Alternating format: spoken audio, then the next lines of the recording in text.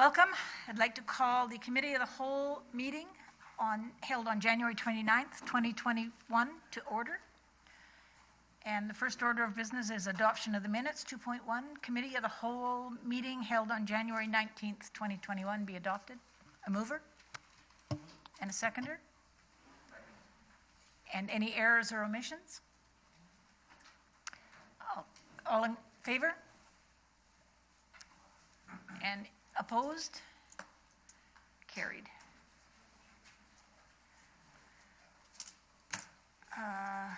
There are no delegations or presentations, so no unfinished business, and we move into the new business, 5.1, the 2021 capital and operating budget.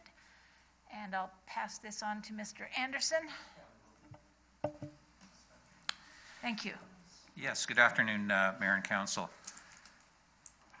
So we are going through today the 2021 capital and operating budget, but we're also reviewing 2020 year-end results as well. We've got approximately 4 hours today, so to break it down, the first half an hour or so here, we just plan to go into a recap of 2020. We will move into 2021 planned revenues and expenditures and capital projects. That should take us till about 3:30. We have a time frame there to go through the employee and FTE counts. And then we hope to have the last 45 minutes or possibly more to review the tax information and also online survey questions that we may put forward to the public and get their input through the process here. So it's a fairly jam-packed agenda today, and we may not get through it all, but that is a bit of a timestamp there. And if somewhere around 2:30 you can give us 5 minutes just for a quick break, that would be appreciated. Certainly. We'll do a break in there, hopefully after the capital presentations from the department managers. Okay. So most of the content that was in this new report was shared with the Finance and Audit Committee on January 21st. A bit of a background here on the capital budgeting process that we've gone through. Back in mid-October, we provided worksheets for the department managers to provide capital projects for 2021 and also for the full 5 years, 2021 to 2025. We're not presenting beyond 2021 today, but in our next meeting, we will have the full 5-year capital plan at that time. Can I stop you for just a moment, Sure. please? We have the capital plans, hard copy. Anybody wants one? That way and the rest that way. Thank you.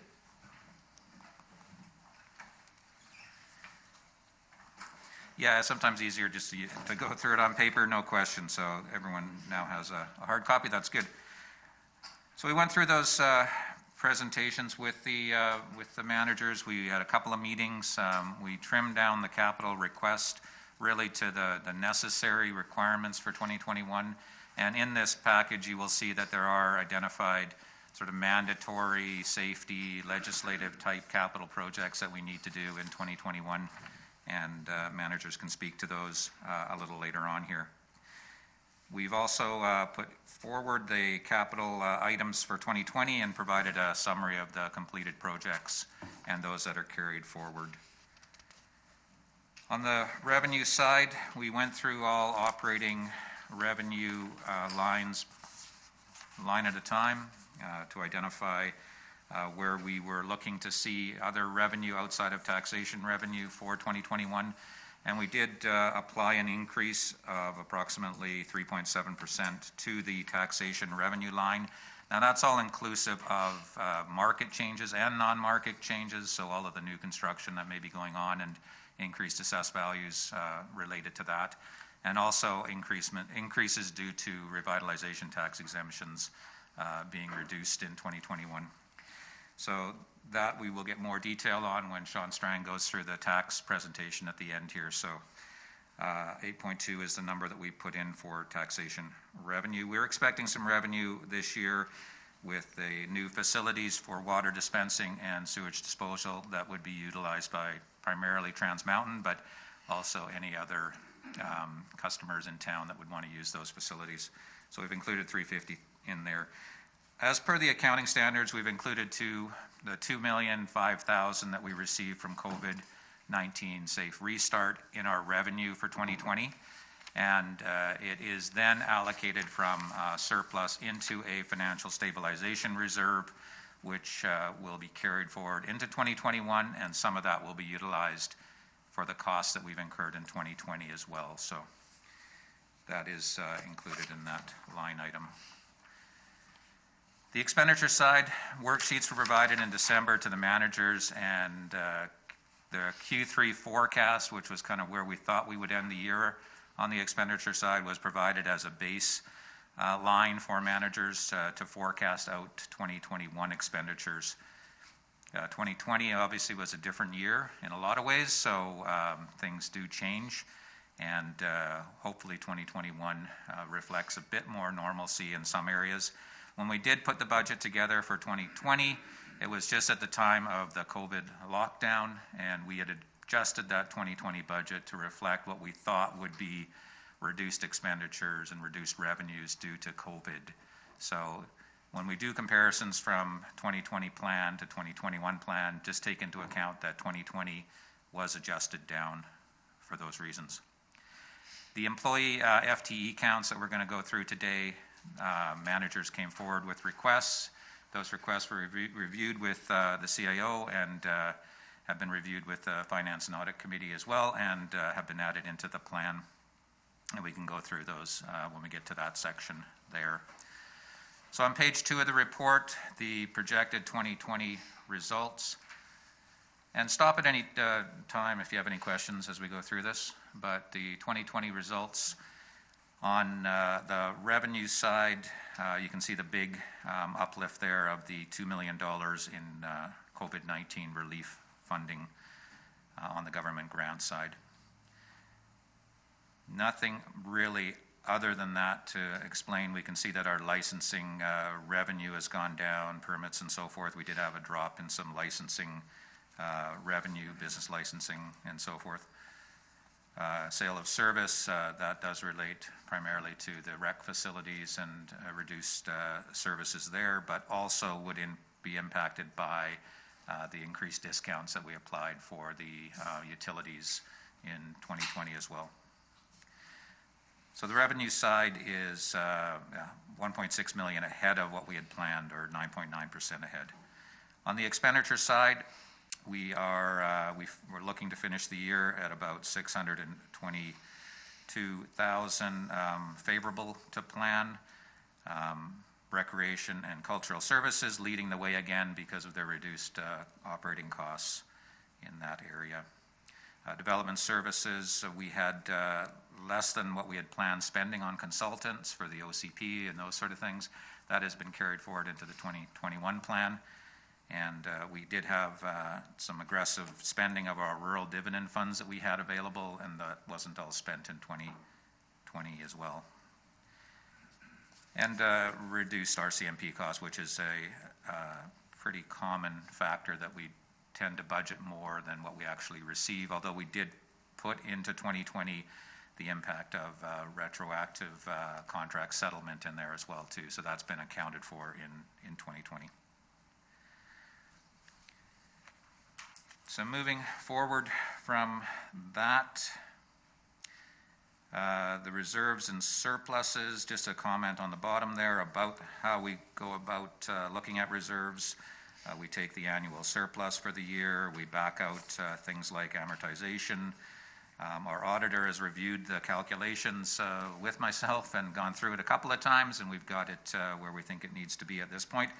And once we close off the financial year, and when they come to present the financial statements, they will give a recommendation at that time on how to allocate the balances in the reserves at the end of the year. There will be changes likely to the actual amounts for 2020 as we close off the year, and we just want to make sure we've got the right amount. So they will at that time present what we need to do to bring that to a balance at the end of the year. On the 2020 completed projects on page 3, to highlight, there was $4.5 million in projects that were completed during the year. Over those projects, we are $480,000 under budget, with the leading one, the star of the group, being the Vote Street Phase 1, $388,000 ahead of budget. Now, it's cute, but I have a question on that. Okay. Is that 388 going to be used for the Phase 2 design of Vote Street or a flood restoration from DFO? That just rolls into surplus, which could be used for any of those projects. So the fact that we did save $388,000 will go into our unappropriated general surplus, which then we can allocate to any project. But Okay, thank you. Any other questions on other projects on the list here of the completed projects?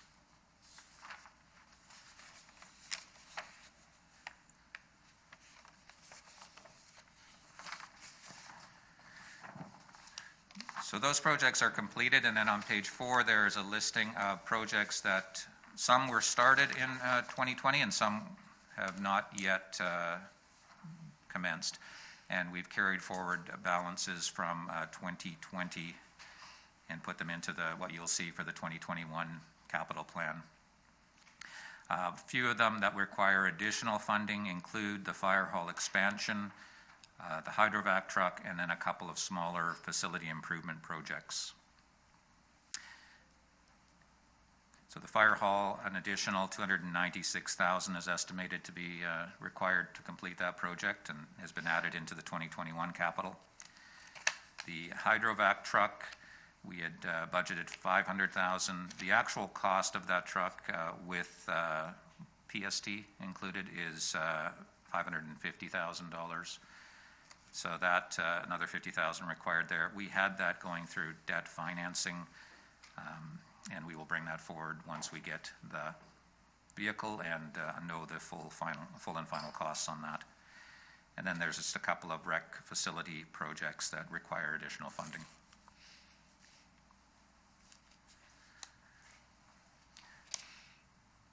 So with the impact of the capital purchases during the year, the expected surplus at the end of the year, which includes the $2 million in COVID funding, our reserve and surplus balances, excluding the DCCs, and I know that's been brought up in a couple other meetings, we are collecting DCCs on new projects, and we do have a list of projects that are roughly about 14 years old, so they are not really relevant, some of them, and we're going through a review to make sure that we do have projects that we can assign those DCCs to.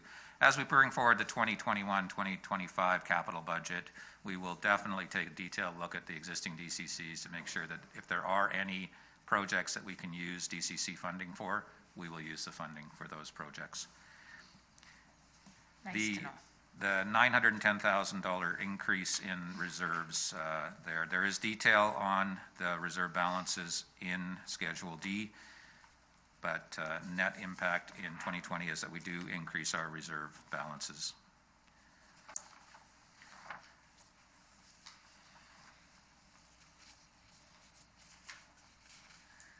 The 2021 budget, starting on page 5 here. So we're providing information on revenues and then expenditures.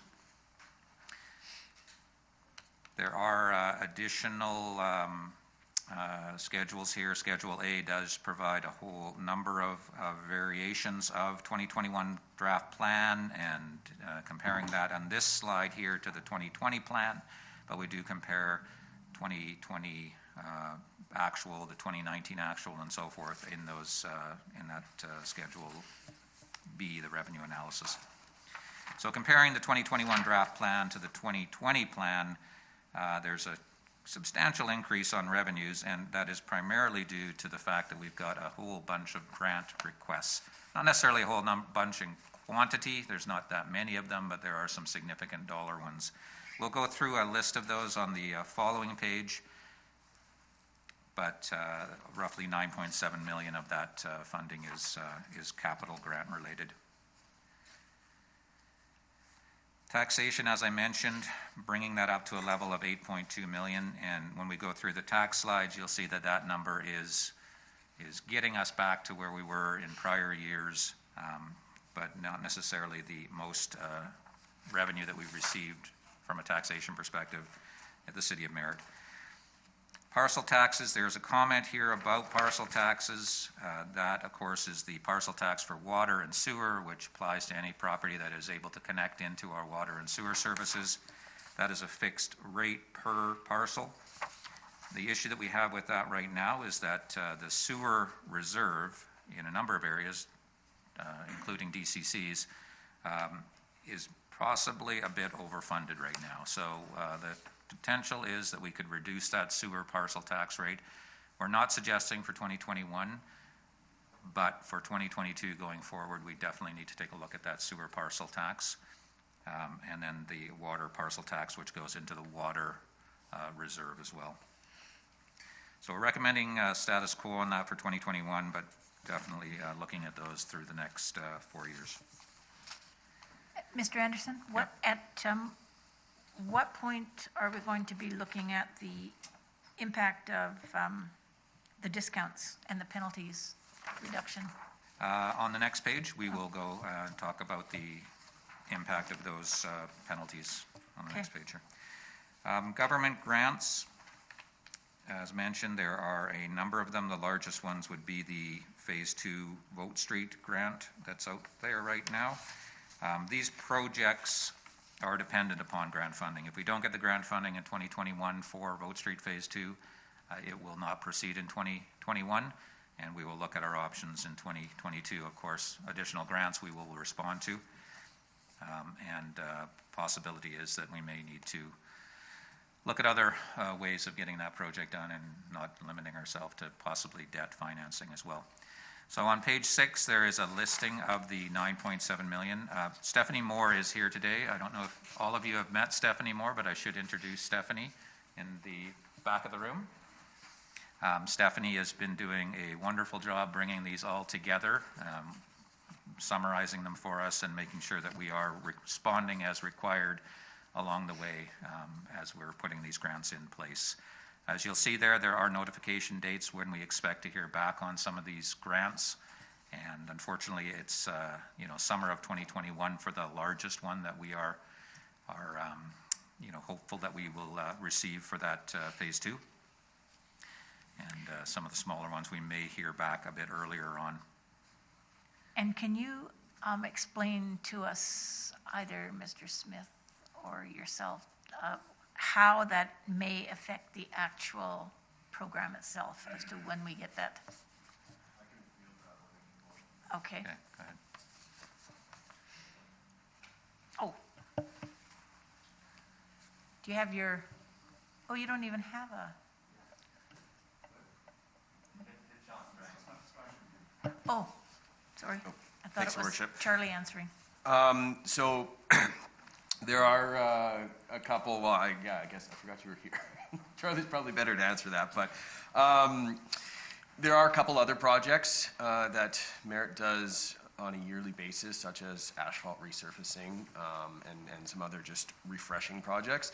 Those have been backburnered for this year to concentrate on Vote Street Phase 2. If Vote Street Phase 2 does not go ahead, we will table at that point in time during the summer a motion to adjust the budget to do that asphalt resurfacing and some other projects in the interim, so that we are in fact refreshing our assets, but with the amount of staff time and manpower that we have, we wouldn't be able to do both projects simultaneously. Okay. And Mr. Smith wants a.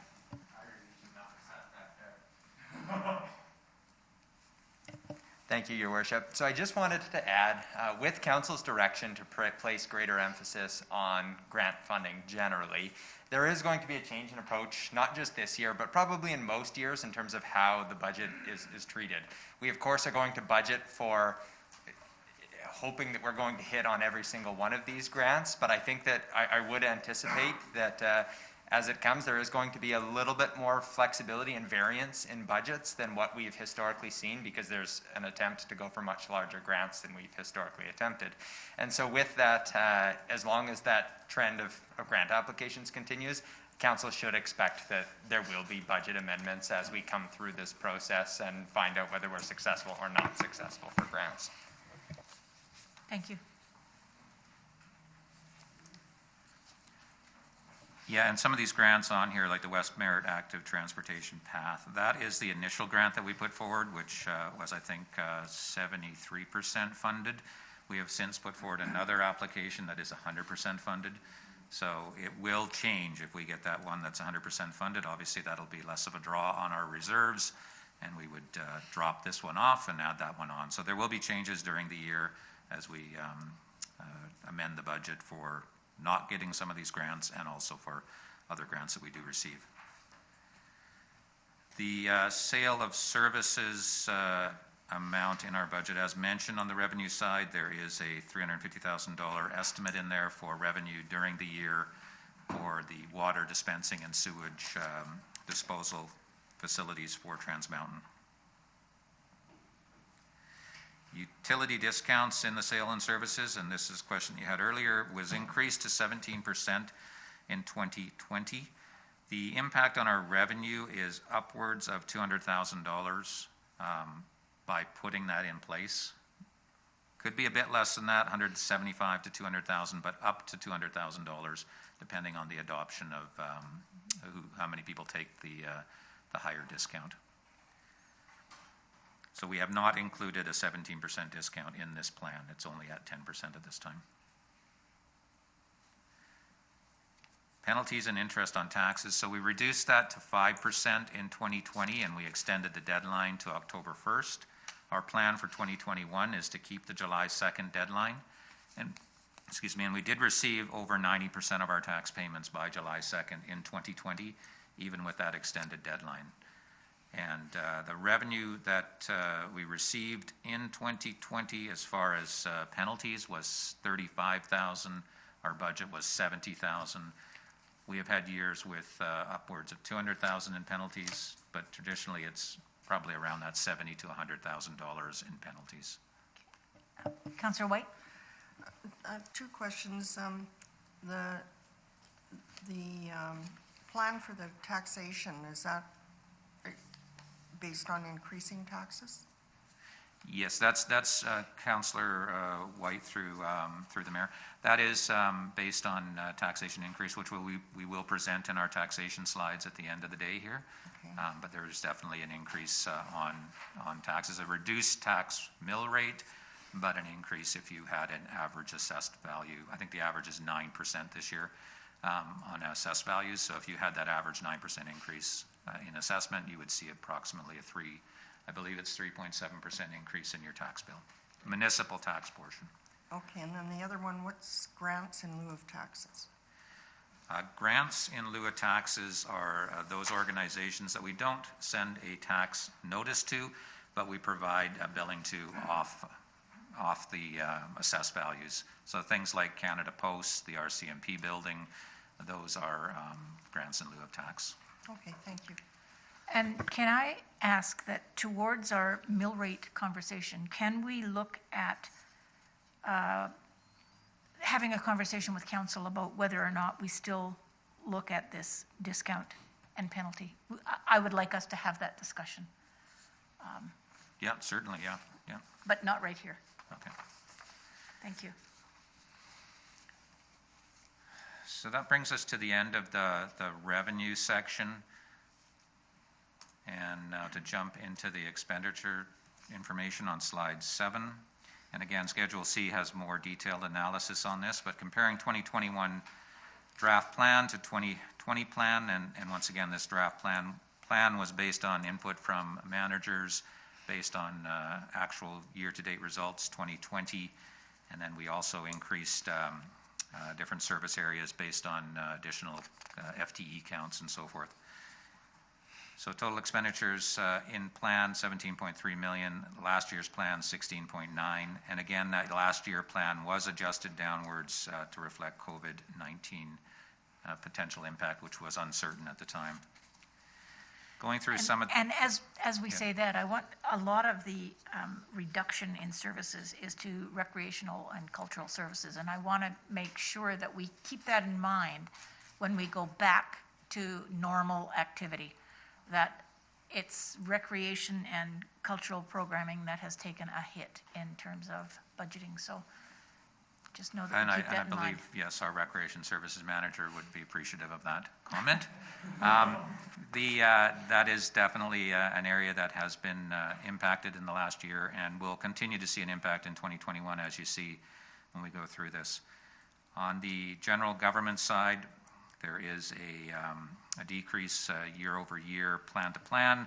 We have reduced the grant and aid amount, which is set at $70,000, down to $40,000. We will bring that forward on February 9th, all of those applications. The applications to date, I think, are around $36,000 in requests. So we just, by the lack of applications, we've reduced that number. And I have another question here from Councillor White. For the lack of expenses or whatever for the recreation side of things, can we not budget for that anyhow, so that when it does turn around and we need it, it's not going to be such a huge amount of number or money? And then that, like, so for this year, we're not budgeting a lot for recreation, right? Right.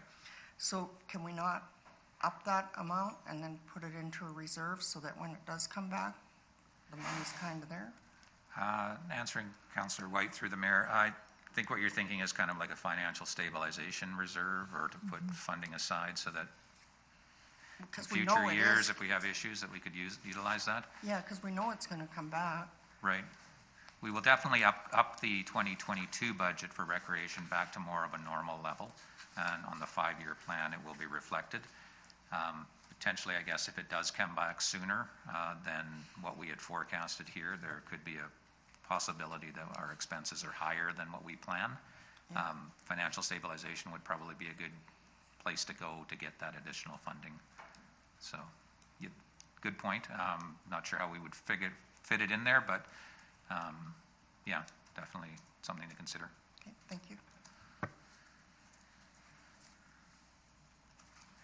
Protective services, for one on the role side, and we'll talk in more detail on the FTEs later, but the communications role in the general government has been added in at a 0.5 FTE for 2021. That is one full-time position starting midway through the year. That's been factored into the general government services. Protective services, we are putting forward a increase in FTEs on the fire side, taking a part-time position, moving it to a full-time position in 2021. That's included in protective services. And we've added some, dollars in there. We did not have COVID supply budget in there last year, and we did spend about $50,000 just on PPE and those sort of things related to COVID, so included that in the plan for 2021. Transportation services, which is Public Works. The staffing dollars for transportation services was reduced in 2020. The plan was reduced in 2020 because at that time we were uncertain about bringing people back, how quickly we would bring people back from the shutdown. And as it turned out, we brought them back sooner than what we had planned for the 2020 plan there. So that has not been added into the 2021 plan. We are not factoring in a reduced staffing level or a delay in hiring seasonal employees into the 2021 plan. So that's primarily the large increase in staffing for Public Works. In addition, a new supervisor position, which we'll discuss later. And question on the name. Why are we not calling it Public Works? Is transportation an old name that we haven't This is changed just over? Or is this a new name that we're trying to get away from saying the word Public Works? I'm not quite sure. Yes, through to the mayor. This is just standard presentation for municipal government. Our auditors use this presentation. We use this when we provide government data on the LGGE site and so forth. Everyone uses these standard classifications for services. It makes it easier for communities to compare. However, for the bulk of it, it is Public Works, and so I've just put brackets around it that it is Public Works. And this information will flow into our financial plan documents, which will be submitted, and that is just the format for the financial plan documents as well. So, So I hear you telling me in a nice way that I should just ignore that and call it Public Works. hopefully it was a nice way, and it's just, it's just for this presentation purpose, and we can provide reporting, and we have provided reporting in other formats for you outside of the financial planning process that dissect this a little bit differently. Thank you. I do get it mixed up with transit an awful lot when we talk about transportation services, and that's the first thing my brain goes to is transit, and I, Right, That would be one expensive transit program. yeah. yeah. And it is included in transportation services, by the way, transit, so. Yeah. 50K in there for contracted services has been added. Since our last meeting, we added another consulting line number for 50,000 for a source water analysis and assessment project to identify, obviously, Charlie can speak to that when he gets into capital, even though it's added to the operating side. It is a study that we're going to put forward in 2021. Development services has been, it's got a 0.83 FTE add for 2021. It's offset, though, by lower consulting fees because we're going to be able to do more of the work in-house with a full-time planner in place. We will be able to get some of that consulting done in-house that we had done in the past. So net 2020 plan to 2021 is actually coming down. And technically, this is a 1.0 FTE, but nobody is starting until sometime in the year. So we're looking at a portion of this. Yes, correct, Mayor. This, I'm sure Don would like a 1.0 and had that person start a month ago, but it will be based on about a March start date. Recreation, the reduction in plan over plan there is primarily due to reduced program delivery costs, both staffing, instructors, and so forth. So that's the $200,000 reduction in recreation. The water budget has come up slightly. We did not budget for $60,000 in water treatment, chemicals, and so forth. For some reason, was missed in 2020. So that is part of the reason for the increase there. And on page number 8, one thing that was requested to be added into the presentation today was costs related to snow removal. So our current budget and what we have in the presented plan is $109,000. That is based on last year we had budgeted $106,000. We had actual expenditures in 2020 of $115,000. In 2019, our actual expenditures were $92,000. And I think they were a bit less than that in 2018. So our budget that is in place right now is $109,000. So Charlie Henderson did a review and went through the costs of adding additional services, and we've identified 5 of them there, 5 different options. One of them was the pushing the snow to the middle of the road for all of the priority areas, and this would require some additional in-house staff. Now, the note there on all 3 of the next ones that have in-house staff additions is that those staff are available for other services than snow removal. It's taking seasonal employees and moving them into full-time positions.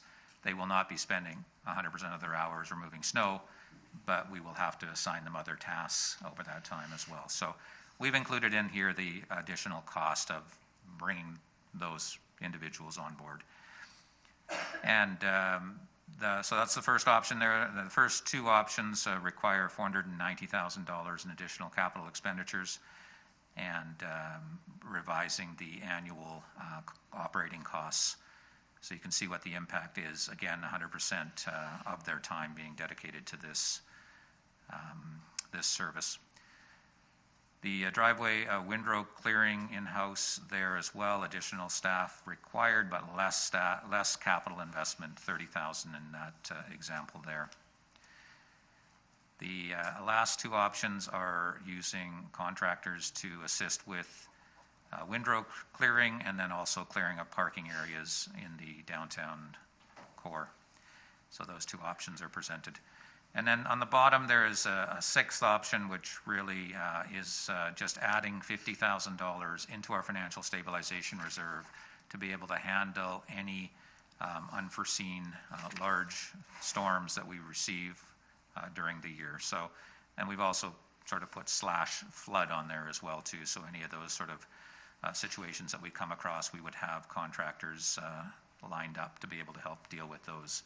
And we would put $50,000 aside. So still budget $109,000 in this example, but have access to $50,000 through that financial stabilization reserve. So I'm going to let Charlie take the mic if you like, and he can answer your questions related to his analysis here. And then if you can, at the end of it, provide us some guidance, we'll go from there. Okay, what I was going to do was wait until we went through more of the budgeting items and look at a parking lot for both snow removal and utilities. But are we ready to discuss this now?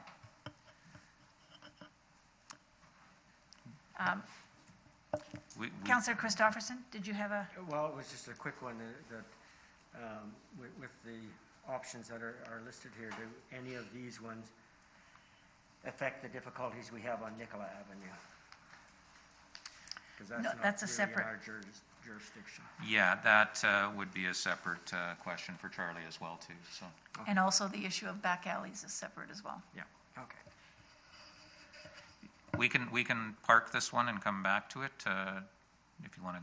I think that's Move forward. probably easier so that we can get to the numbers and then figure out. Okay, good. Okay, so moving on, we're going at a good pace here, which is going to give us more time probably to talk about capital and taxes. So 2021 capital plan. So we've got, as Sean mentions, a fairly aggressive request here for capital, $15.1 million. For sure the biggest capital I've seen in the last 4 years and potentially the last 10 years.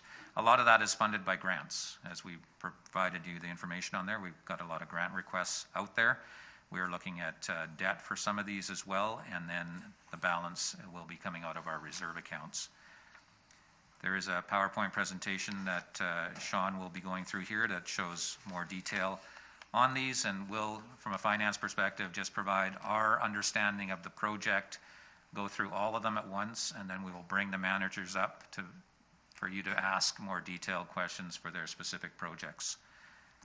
The page 9 does provide a listing of all of the projects that are being brought forward today by department, and we've categorized them or attempted to categorize them by legislated type projects, ones that are safety related, ones that are maintenance repair to existing assets, and then ones that are net new assets or upgrades to existing assets. So that's some classification there. So that might be the sheet that you want to go by as we go through these individual projects here. So I'm gonna pull up the capital presentation here and let Sean Strang speak to the projects. And once again, if you want to just jot down some questions, and then when the managers come up, you'll have free access to ask them anything that you might have.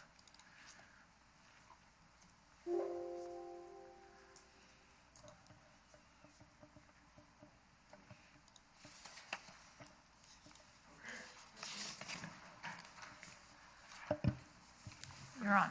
Thank you.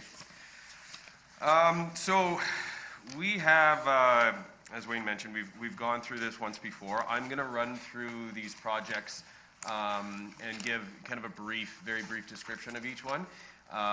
If you do have any questions, jot them down, and then at the end, rather than having the managers run through each and every one of their projects, we'll kind of open it up to each manager in turn to field questions about specific projects. Because, as I mentioned before, I'm probably not the best one to ask all those questions to, and we want to make sure you guys get the answers you need. So, as Wayne mentioned, we put everything in a one-page project list in your presentation there, in your paper presentation. You can kind of follow along there. They're not quite the same order as what I've got on the screen here, but the first 3 slides here are kind of an overview and an idea of where the money's coming from. So of course, the total from reserve column, with all the work that Wayne's done this year, we have many different reserves for different functions, and those are all summed into one. And total from reserves is basically a measure of what the city's going to be paying for these particular projects. The grant column is exactly what it is. There's grants from different sources. There's capital grants. There's might be a grant from TNRD, something like that. It's kind of a measure of what the city doesn't have to pay for.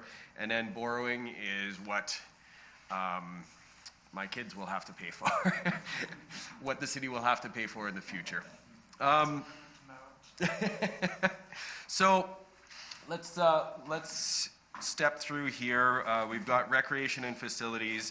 Has a fairly lean budget this year. There was, as mentioned earlier, we've gone through a couple fairly rigorous meetings, coded everything 1, 2, and 3, and related it back to the actual financial picture, which, you know, Wayne kind of stepped through. It's a lean year on a financial picture perspective, so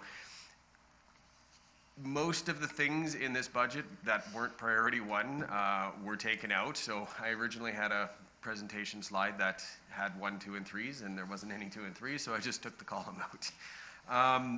Stepping through grants available for projects, there's the pickleball courts, which is a combined project, kind of signed, sealed, finished. Our contribution into it is $26,000. And then there's a line item on there, RF33, which is a grant process. And if I can add to that, our contribution in maybe some areas is 26,000, but we're also donating the land on which it's on. We are donating the facility in which, just so that the partners recognize it's more than just $26,000 that we're putting into this. Thanks for the clarification, Mayor. Yes, that's correct. There's in-kind that's not shown on the cash side. Absolutely. And then the ESS office building electronics is a grant dependent. It's for some additional emergency equipment that if we don't get the grant, we won't be proceeding with. On the next slide here, and I will, in the next slides, I'll step through the projects. I'm just outlining the grant funding right now. Before you outline that, I know that the curling club did not receive their grant this year, and this was our $40,000 that we were putting towards the roof. Is there any possibility that they're going to get a similar grant option over this next little while? Can Mr. McEwen answer that? They've reached out and made contact with me, and we are going to set up a meeting to discuss what the future looks like and what their direction looks like and what they might be expecting from the city. Okay. So So- I have removed that 40,000 from the budget, but I kept it as a line item on here just as Yeah. something we brought forward. Keep Good, it thank you. in mind. Okay. Public Works. Public Works, as always, is a very grant heavy area.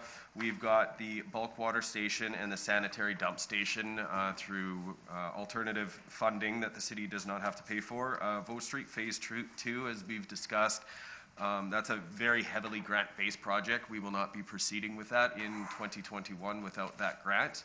But the $750,000 in city contribution would likely be spent in other areas such as, you know, asphalt resurfacing alone is about $500,000 per year. The sanding dump truck, so rolling fleet assets like that, we typically borrow at fairly attractive rates for that over the lifespan of the asset or something close to the lifespan of the asset. So that is I believe the only fleet purchase in Public Works this year and for the snow removal program. The hydrovac replacement, you're seeing it on here again because we haven't received the invoice for it yet. We have cut a purchase order for it and it is currently being built, but the way the financials work is until we actually get the invoice for it, it still stays on the capital schedule so it can be taken from reserves properly. And you'll see a few of those in here of carry forward costs, and I'll kind of highlight them as we go. The downtown washrooms project is something we put forward as 100% grant funding. Again, that will not be proceeding without that grant, so it would not go into city funding if it's not approved. West Merritt Active Transportation Path, that's likely in 2 different grant streams at this point. This one is a partially funded grant stream, and then we have it in a 100% funded grant stream as well. That project, again, will not be proceeding without grant funding. And I believe that is it on that one. And AD projects is administration. It's kind of a catch-all for a few things, but in this year it's all IT projects. So all of the electronic security systems, et cetera, is all going to be the AD projects. And then you have EC is economic development, and then FD is fire department. And all of those are city reserve funded for the year.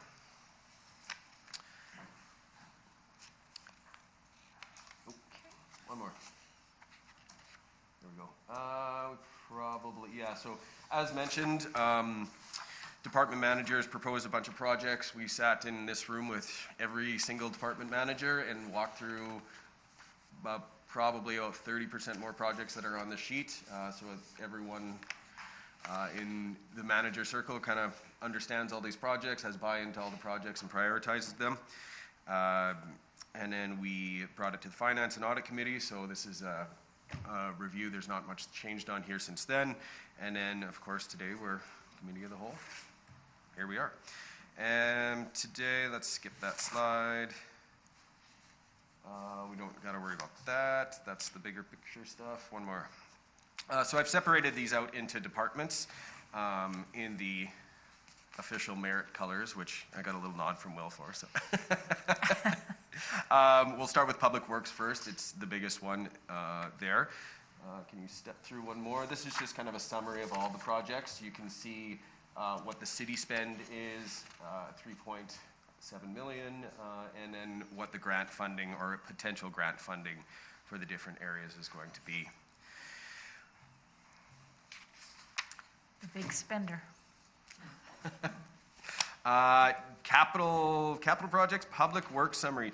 We've done a little bit of a different approach this year, a different classification system. Last year we had, of course, the water and sewer, which is a legislated fund, so of course we report on those, but we've also split them into areas that we hope are a little more clear. So road, sidewalks, trails all fit into one, water, sewer, parks, facilities, equipment, and fleet. And parks you'll see is up there because there is a category of spending. We had some things that were on the books for parks that we kibosh for this year, but I just kept the category up there so that we all kind of understand what the categories are now. Going through Armstrong Street Civil Design, that is going to be our next big project. So if we get Bow Street Phase 2, we need something else to put forward for grant funding after that point. So the Armstrong Street Civil Design will actually may not proceed if we don't get Bow Street. If we do, then we'll obviously need something else to table in order to pursue additional grant funding. The Middlesboro Bridge, Coldwater Trail repair, there's a couple, just that corridor in there needs to be repaired. And that, for anyone that's walked along that path, you can see there's a little bit of work required in there. And then the KVR pedestrian bridge is in that same corridor. We broke it out as a separate project because there's a very good chance of grant funding on that one. If we don't get the grant funding, we'd propose that it would proceed. But I've put it as $100,000 in city funding at this point, just because we'd like approval to proceed with that, whether there's grant funding or not, from a safety issue. Bow Street Phase 2, we all know all about that project. Crosswalk lights, I believe this is the last year of crosswalk lights, Charlie? Could be. With this one, we will have most of the high safety areas identified. This was one that we were talking about axing for this year, but there is a very attractive pricing option on crosswalk lights that we can get a significantly higher number if we purchase them this year compared to next year. So that is why that's still on there. The next 3 items you'll see are under the previously approved column. So those are not changed from last year's approval. Flood restoration, bridge repair, Bow Street Phase 2 design. those are the amounts left over unspent from last year, but that are already still committed. So we've already done the work behind this to say, hey, is this project going to be on budget, under budget? If it's going to be under budget, we're just carrying forward the amount that we believe that it will spend to completion. And of course, they need to be on here for the sake of transferring through to reserves. Some of these, sometimes on a previously approved project, it could be canceled the next year if the money hasn't been committed. But for example, if we tried to pull the purchase order for the hydrovac truck, or Bow Street Phase 2 design in the middle of the engineers doing it, we might run into additional liability issues. So those are just items with, I guess, more limited spending control at this point. Active Transportation Path is a grant-funded initiative to reconnect, or not reconnect, connect some bicycle trails in the city. And then Cleesby Street connection design is a future capital project that we need some engineering work before we can put anything forward for it. Time is it? I'm going to start talking faster. Bulk water station and sanitary dump station is something that we've talked about for quite a while. We have an opportunity to build both of those without any money out of your pocket or my pocket, which is always a big thumbs up, for me anyway.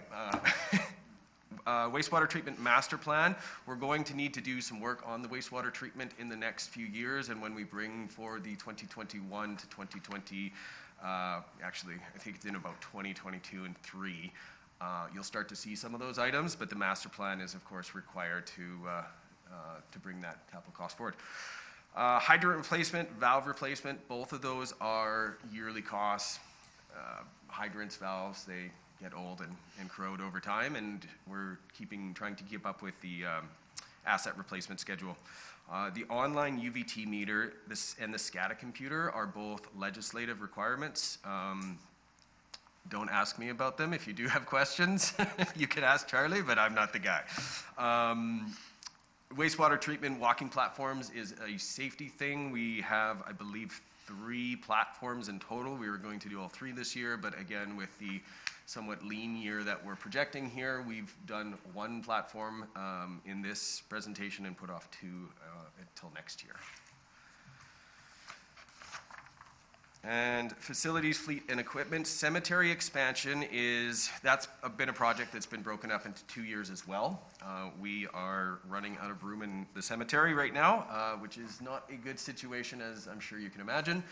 That is one I will flag as something that we'd like pre-approval on. In the next council meeting, I believe that's going to be brought forward as an approval before the entire budget is approved, so that we can get started on that one. There is an amount matching that as well in 2022 to finish out that project. We currently have the land. We currently have an engineering study, so that's going to be for the actual completion of the work. Surveying equipment purchase. I don't know what exactly the surveying equipment is. That's not my specialty, but this is an analysis Charlie did on whether we can in-house, whether it's more cost-effective to in-house or outsource certain functions. We've spent over that money on Phase 1, and then if we're going to go into Bow Street Phase 2, we have an opportunity to in-house a significant amount of the surveying, but we need some equipment in order to do that. If Bow Street Phase 2 does not go in 2021, that purchase will likely be pushed until next year. Security cameras, it's a small number, but it is on there. We are working to get some more security cameras in different areas of the city. We have some privacy and legislation concerns, which we're kind of working through, and you'll see another camera in, I believe, rec and facilities as well. And so that's what's been proposed there. The sanding dump truck, the one in it, or the one that we have apparently, it auto sands because it has so many holes in the truck box. So it kind of, I'm not sure that that's better, but it is a fairly rusted asset beyond end of life. And Charlie did a fair bit of work getting quotes on repairing it versus buying a new asset, and he can answer any other questions you have about that one. Hydrovac replacements, as Wayne mentioned, it was carried at $500 last year, so that cost is being carried forward. When the PST and whatever else was added to it, it is at $550, so that $50,321 is we're looking for approval on the additional cost to acquire that hydrovac asset. So that will be in this year's capital plan. And then the downtown washrooms is the Spirit Square washrooms that we've talked about before that we pushed in for grant funding. Economic development. No, wrong slide. This is a carryover project, so there was $100,000 in economic development for downtown revitalization last year. The project did not proceed because of COVID, and it's looking to be carried over into 2021. And fire. Again, fairly light budget. There's some fleet replacements that are going to be happening in the next few years that we'll see in the entire capital plan here, but the one asset that fire was looking for this year, they've pushed until next year. The furnishings for the fire station is a $25,000 line item there.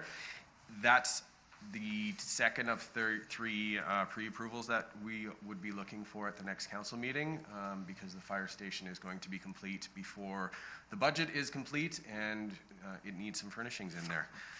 Pagers and portable radio replacements, those are both communication tools, so they're being replaced from a safety aspect. Chief can, I'm sure, comment on the models and the charging and everything else, but they are very old apparently. And wildland PPE, same thing. I believe it's fire-resistant coveralls or something to that effect. Fire hall expansion. So we've talked about this one a few times before. The 702, 782 is the unspent carryover cost that was approved previously. And sitting down and with Charlie and going through a budget, we're looking for approval for another $296 or $296,000 to complete out the fire hall. Mobile computer-aided dispatch and workspace records management software, again, both projects from last year that are carried over, are in progress right now. We just have not received final purchase invoice for them. Planning and development. So City Hall has basically one vehicle right now, so development services uses the vehicle most of the time, so this could be the City Hall vehicle too. We just put it as a development service vehicle. And development services, of course, uses vehicle fairly frequently to go do inspections and meet with people coming to the city, et cetera, et cetera. So development services is looking for a vehicle to do that with, and then a new plotter printer to replace the current dot matrix one that is in there, which is just well past end of life. What do we got? Administration. So administration one, computer infrastructure. This is a static amount every year. It's kind of the same as hydrants and valve replacement. So as computers need to be retired, or new people join City Hall, et cetera, we have had some discussion about whether this is an operational or a capital item, and we are at the moment carrying it through as a capital item to have the visibility on it there, but it's just basically to outfit the city with technological items, and it was a bit higher. I think it was on budget last year, but higher last year, of course, because of COVID. We needed more computer and networking infrastructure in order to get through that. Council chamber cameras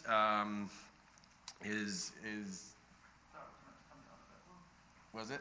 Okay, there may be a small adjustment in that, but we are changing our plan on the council chamber cameras rather than going with the original provider. We're looking at an alternative provider that seems to provide more for less.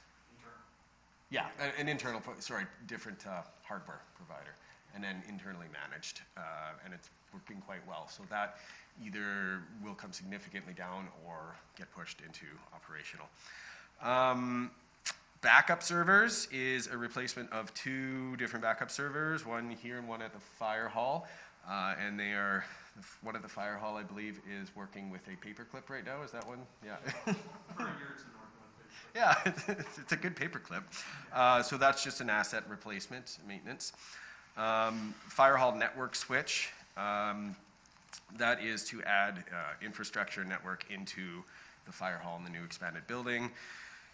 The FOB Fire Hall is the keyed entry that was approved last year. That one didn't get complete. We got development services done and Fire Hall. And then there's a couple other FOB building, that's just like the entry system, sorry. And then there's a couple other slated for, I believe, next year as well, that we're going to be bringing that system into, or we'd like to. The security system in all the city buildings, it's an asset that was installed quite a long time ago. The provider is not providing great service. And so we'd like to amalgamate a few different city buildings all under one provider and upgrade that security service a little bit. And there's been some requests from some other city buildings to kind of have a single system as well. Civic Center network install and Wi-Fi expansion. Those are both, we've separated them out, although they're both networking because they are done independently. The Civic Center Wi-Fi is kind of spotty in many places. So that is what it would cost to cover the Civic Center in better Wi-Fi. And then the network installation is for Ethernet installation in the Civic Center. Rec and facilities, this is a very lean list, but there's a lot of different items in here. So there's a summary, of course, MCC, Civic Center, the Aquatic Center, the arena, and then rec and facilities has other facilities. There's a fleet line item on there, that's just a category. There was an original fleet request that has been since nixed, but the category still shows, and then equipment as well. So we'll just skip right to it here. The Civic Center, the chairs upgrade is a commonly requested thing to upgrade the chairs. So Sky's gone through and got a quote together to replace the chairs over 4 years, I believe, might be 5. And so that would be a quote to replace all of the chairs over that period of time. Sound and video upgrade, it's exactly what it sounds like. The sound system in the Civic Center is not great. In fact, some people that come to rent it kind of bring their own equipment, so that would fix that problem. Room 2 and 3 window replacement is, as I made the joke last time, it's a window replacement in room 2 and 3. And the reason actually to address this, because it was a question last time, you're seeing lots of these smaller discrete projects on here from a transparency basis rather than a large number so you can see what's going on. And we also had a facilities assessment done on all of these facilities. So these recommendations are all specific recommendations coming out of the facilities assessment that Sky has sat down on and planned it. This project in 2021, these ones in 2022, et cetera, to maintain and refresh the facility over the next 5 years. Counter replacements in the Aquatic Center with counters that are good in a humid environment. That's what that's for, because the current ones are not. Gym equipment, which you would think would be good. Gym equipment is again a refresher. So Sky's gone out and targeted specific equipment and lifespans, and I believe this year was a treadmill and something else. But yeah, he can answer that if you had any more questions. Aquatic dehumidifier was a project from last year that turned out to be slightly more expensive than it was originally quoted at. So there is a carry forward and then a cost adder as well. Electrical assessment and upgrade at the arena, replacement of kick strip, vent cleaning, sprinkler replacement, building repairs. Those are all things that were noted in the building assessment and we're looking to remedy. What else do we have here? Lighting and security cameras. I kind of mentioned this before. This was a last year approval. We haven't done it yet. We're not allowed to yet, but we'd still like to. So we'd like to carry forward that cost so that we can continue to complete that. ESS office building electronics, as I mentioned, is emergency center electronics. That's grant funded. It will not be proceeding if it's not approved. Pickleball courts we've kind of talked about. The $26,000 is our cash donation, and then there's other donations in kind. Vent cleaning is just the museum and senior centers are both facilities that are under our control, so they require maintenance from time to time. Claybanks Electrical, there is or was previously an amount of $10,000 per year just allocated towards upgrading clay banks. Last year, it was reduced to 5,000 for COVID, and then everyone decided to go camping. So we definitely need a few things in clay banks. And there's been some discussion about how that electrical system is getting upgraded and what the future plans are. So the proposal is to fix the electrical system this year and then carry forward, I believe, 10,000 per year after that point, and look at whether other facilities in there need to be upgraded as well, if everyone continues to like camping. And then curling building, of course, we've talked about. I kept it in there just for the visual. I think that's it.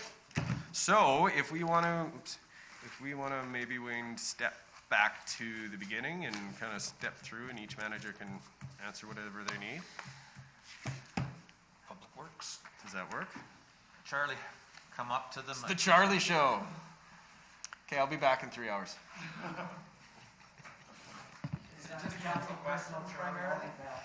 Yeah. Thank you.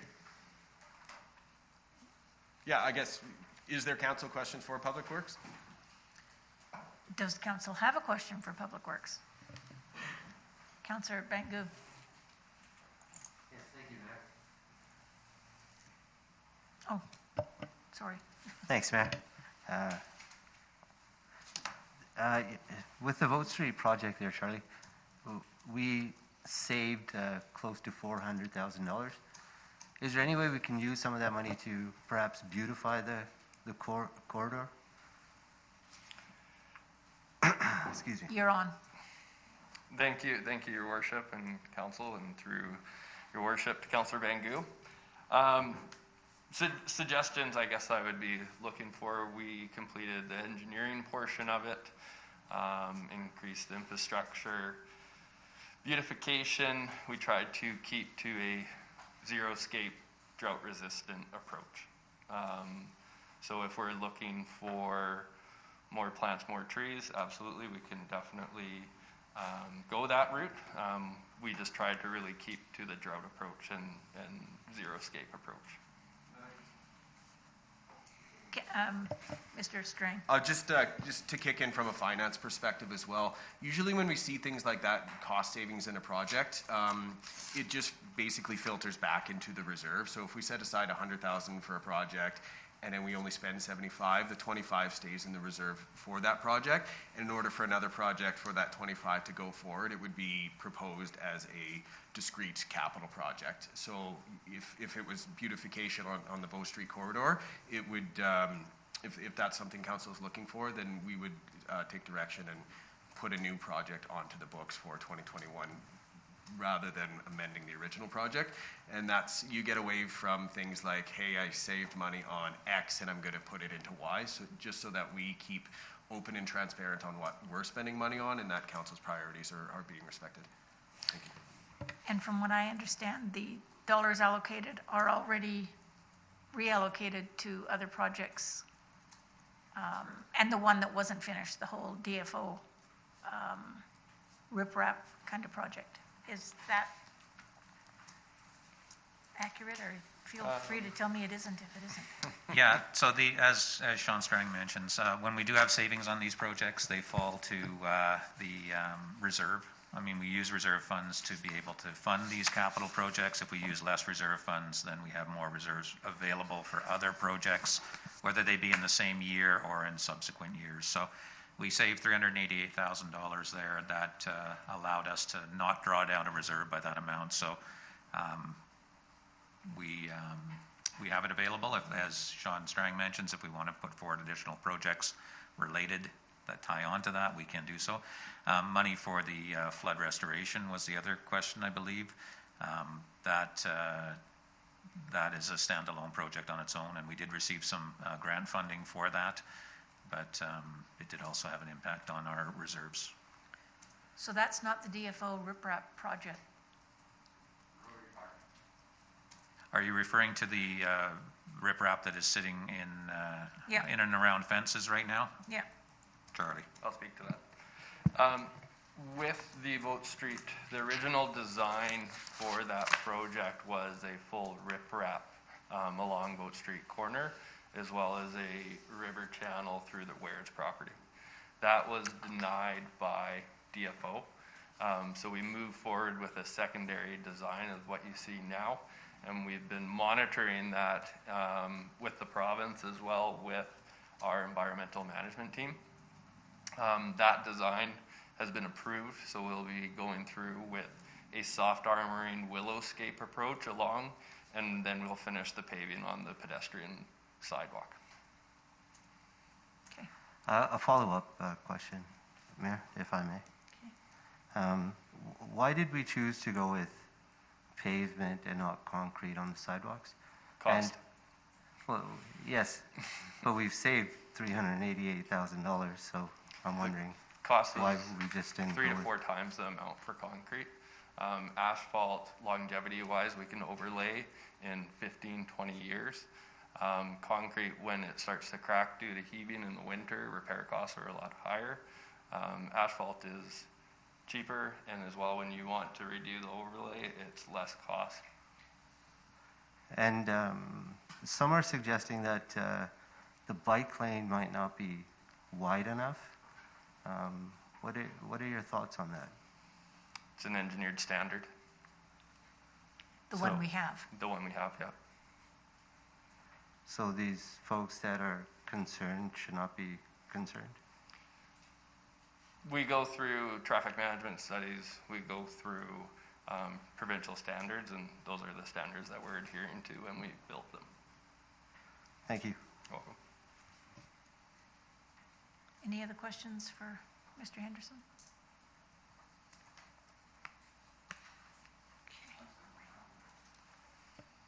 Okay. Mr. Luck, Councillor Luck. Thank you, Mr. Henderson, for your budgeting. It is a tough year, and I know you've probably had a lot of sweaty nights really getting the sharp pencil out and honing this down. And I, for one, really appreciate, and the taxpayers are going to as well, because this is a tough year, and we've come out of COVID. We're still in it. Doesn't look like we're coming out anytime soon. So thank you, and all the staff are really working hard on this budget and really doing the best you can to just get it right down to where it's going to be acceptable to the taxpayers and the council, of course. So thank you very much for the work you guys have done on this. Really appreciate that. Thank you.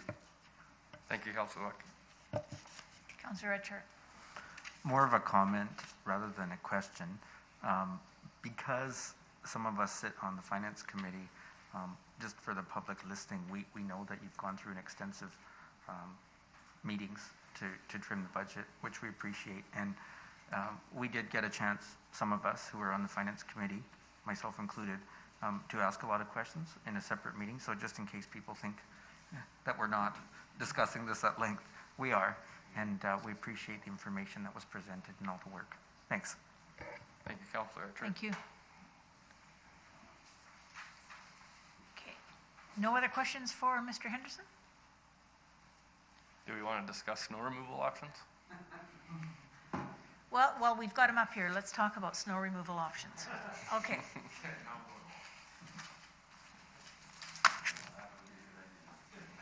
So, my first question is the truck, the capital required. You have a truck now Correct. that is, Sorry, let me just pull up my Yeah, sheet here so we we're are. on the same page. It's there, Charlie. That's what you're looking for.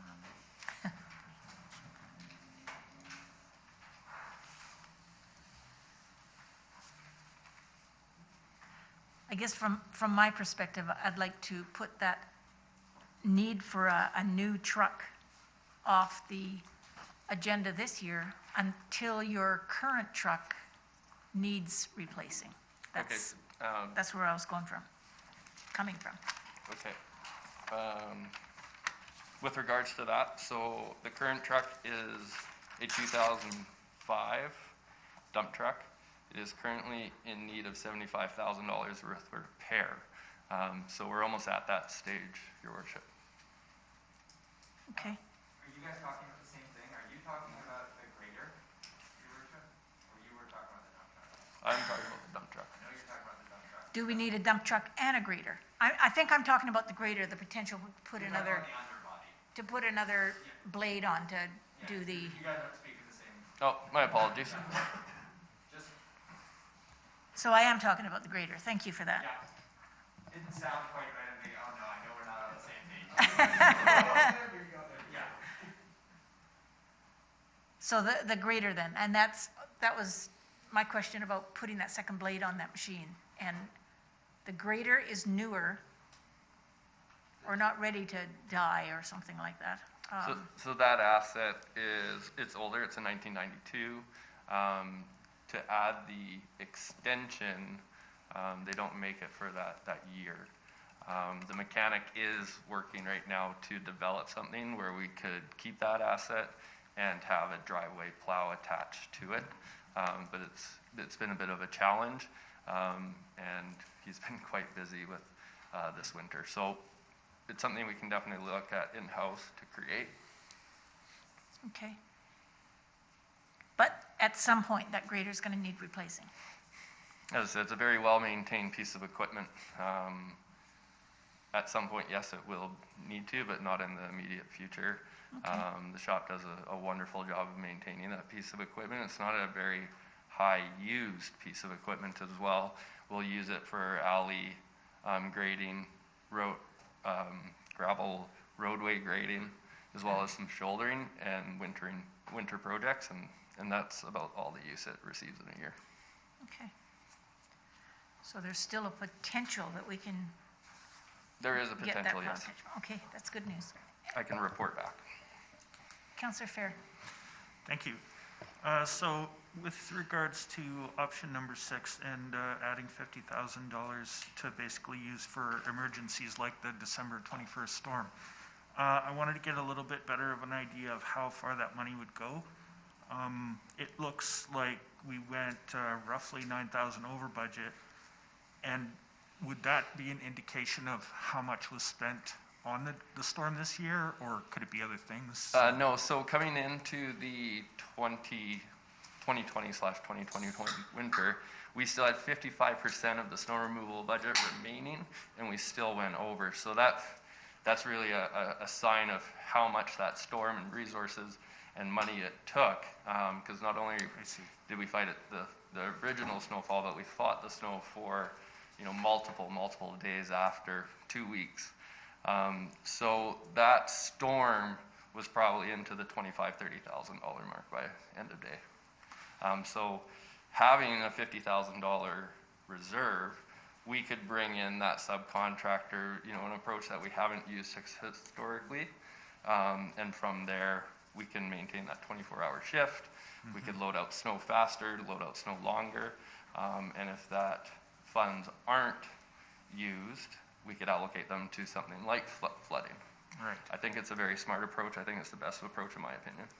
Well, theoretically, then you could use that $50,000 for 2 events like the 21st, right? Sure, and then you could also allocate it for something like the worship has mentioned, for pulling out snow out of back alleys if needed. You could allocate it to different areas as well. Okay, and then the only other follow-up to that would be, I've asked this at a previous meeting, but do we have some assurance that we would be able to get contract services during an event like that? So I have spoken with 2 contractors that have, verbally committed that they would, but during those times, there's never a 100% guarantee. Sure. But I think there is definitely a couple of contractors in town that have come through time and time and again, and so I would trust that they would show up. Okay, thank you. Anyone else? Oh, gosh, we've got all 3 of you there. Okay, I think we've got Councillor White. So with the reserve budget, do we still need the equipment? Or can we No. go with the budget for now until Yes, we so get we down can- the road and see what's going on? That's correct. So we wouldn't have capital costs associated with that. We would still maintain the equipment that we have. However, we would just bring in additional resources to allow that 24-hour maintenance program to continue. Okay, thank you. I like that idea. Councillor Christopherson. Good, thank you for your presentation, Charlie. I hate bringing it up, but I'm not sure where else to ask.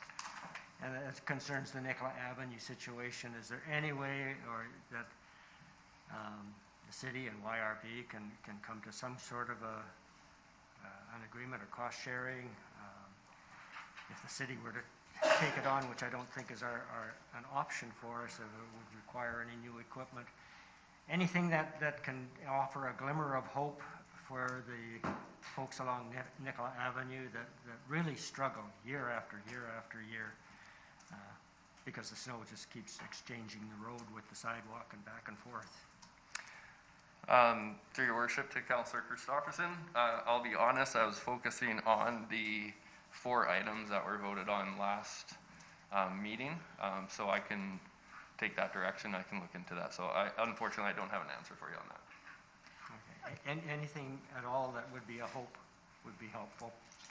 I was going to say that's where I sit as well. I think they're part of the city, and we have to include them regardless of whether the YRB contract involves that particular thing or not. I think we need to take care of it. Yeah, So Nicola if is you a can very cross that out.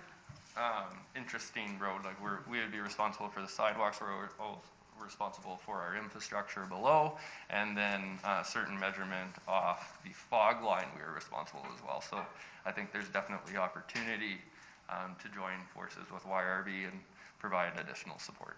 Perfect. There would be evaluation to that as well. Thank you. It I would can be provide that. much appreciated. No problem. And Councillor Bangu. Thank you, Mayor. Thank you for the information, Charlie. If we were to run with option 6, do the contractors have the equipment to move the snow to the middle of the road as presented in option 1? And the second concern is the province neglecting merit in respect to Nicola Avenue and snow removal? Because it is their responsibility, and year after year, as we hear, we seem to be neglected. And I wonder about that sometimes. Thank you.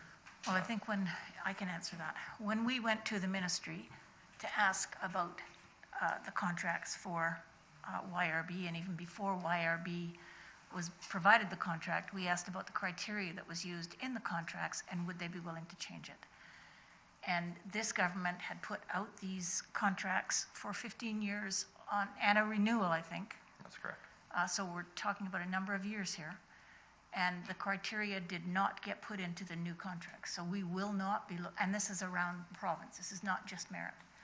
So there is no criteria in the contract to do what we're asking them to do. This is why we have to do something with the city and either negotiate with YRB at city cost or have the city pick up that slack at city cost, because it's not part of the provincial contract.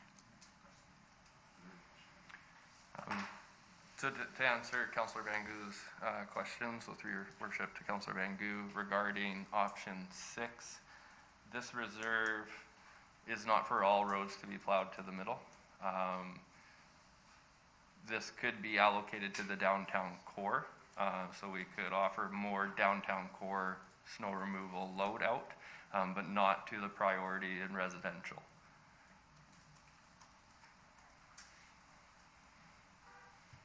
Need to follow up? Thank you, Mayor.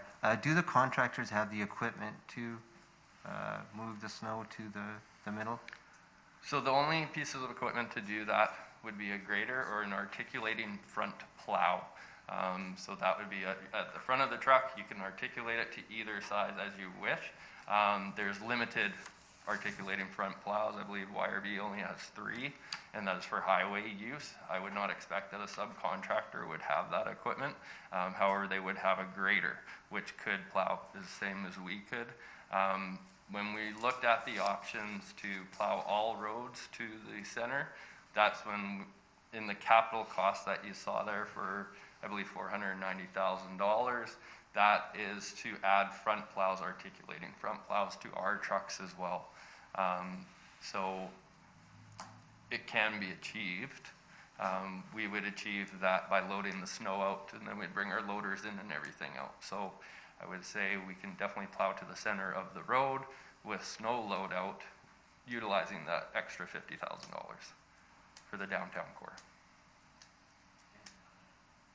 So that was a yes. Downtown core, yes. Okay, cool. If you get that plow attached. No.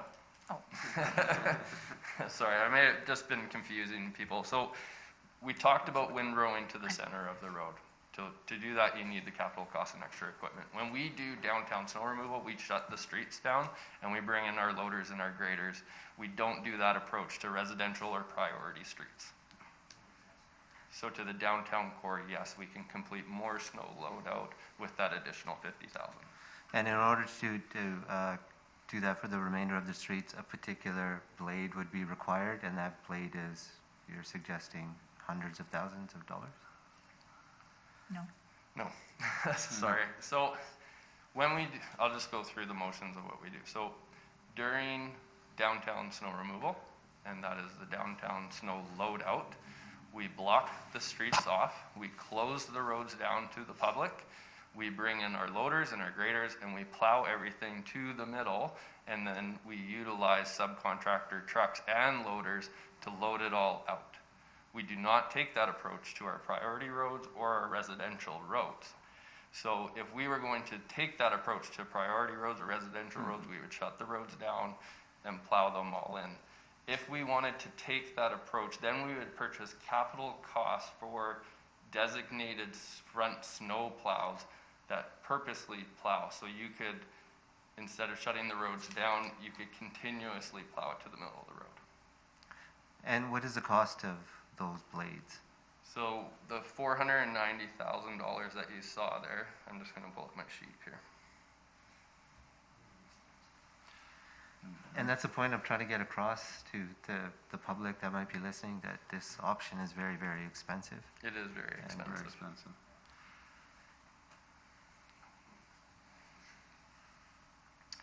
So the new capital costs in that $490,000 are a new loader, a snow blower attachment to the loader so that you can focus on the windrow and blow the snow into a truck. Then there's 3 front plows that actually plow it to the center of the road. So that includes in the $490,000 cost. You would also need to achieve 3 additional seasonal employees to full-time employees, as well as you need to incorporate subcontractor trucking due to the size of their trucks that we don't have. So we're looking at approximately $1 million a year. Yes. Thank you. Oh, that's not a year, okay. You're talking an annual. So $500,000 a year. And then a capital of Yeah. $490,000. So one time, $500,000, and then $250,000 every year. 3, so almost a 9. No, that's too rich for us. Yes, option 6 still looks the most appealing. And with option 6, our services will increase. Some of the issues that we face this year will be tackled. Yeah, so our capacity at Public Works is about 30 centimeters in 12 hours. When we exceed that, we need help. We need some contractors to come in when our crew goes home and to continue plowing the streets. So there's a limit to us, there's a limit for our capacity, and that's about 30 centimeters in 24 hours. Thank you. Can I add a little I'm bit, already Your on there. Worship? So one thing I wanted to make really clear for council is when we put down these options, they aren't mutually exclusive.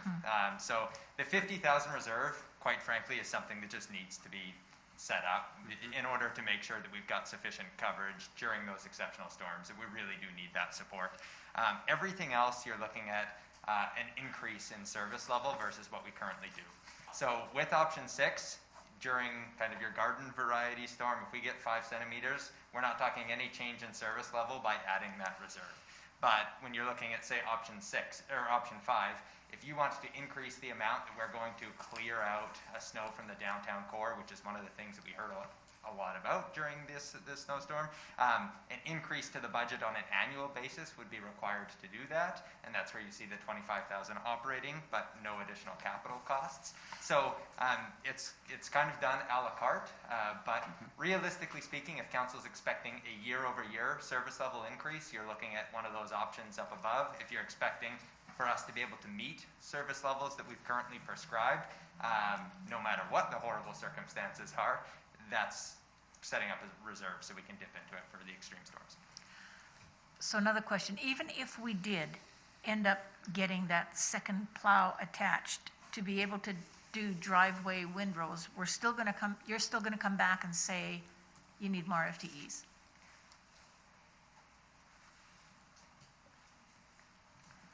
Because downtown is different. I'm talking about the city now. Residential driveways. So residential driveways.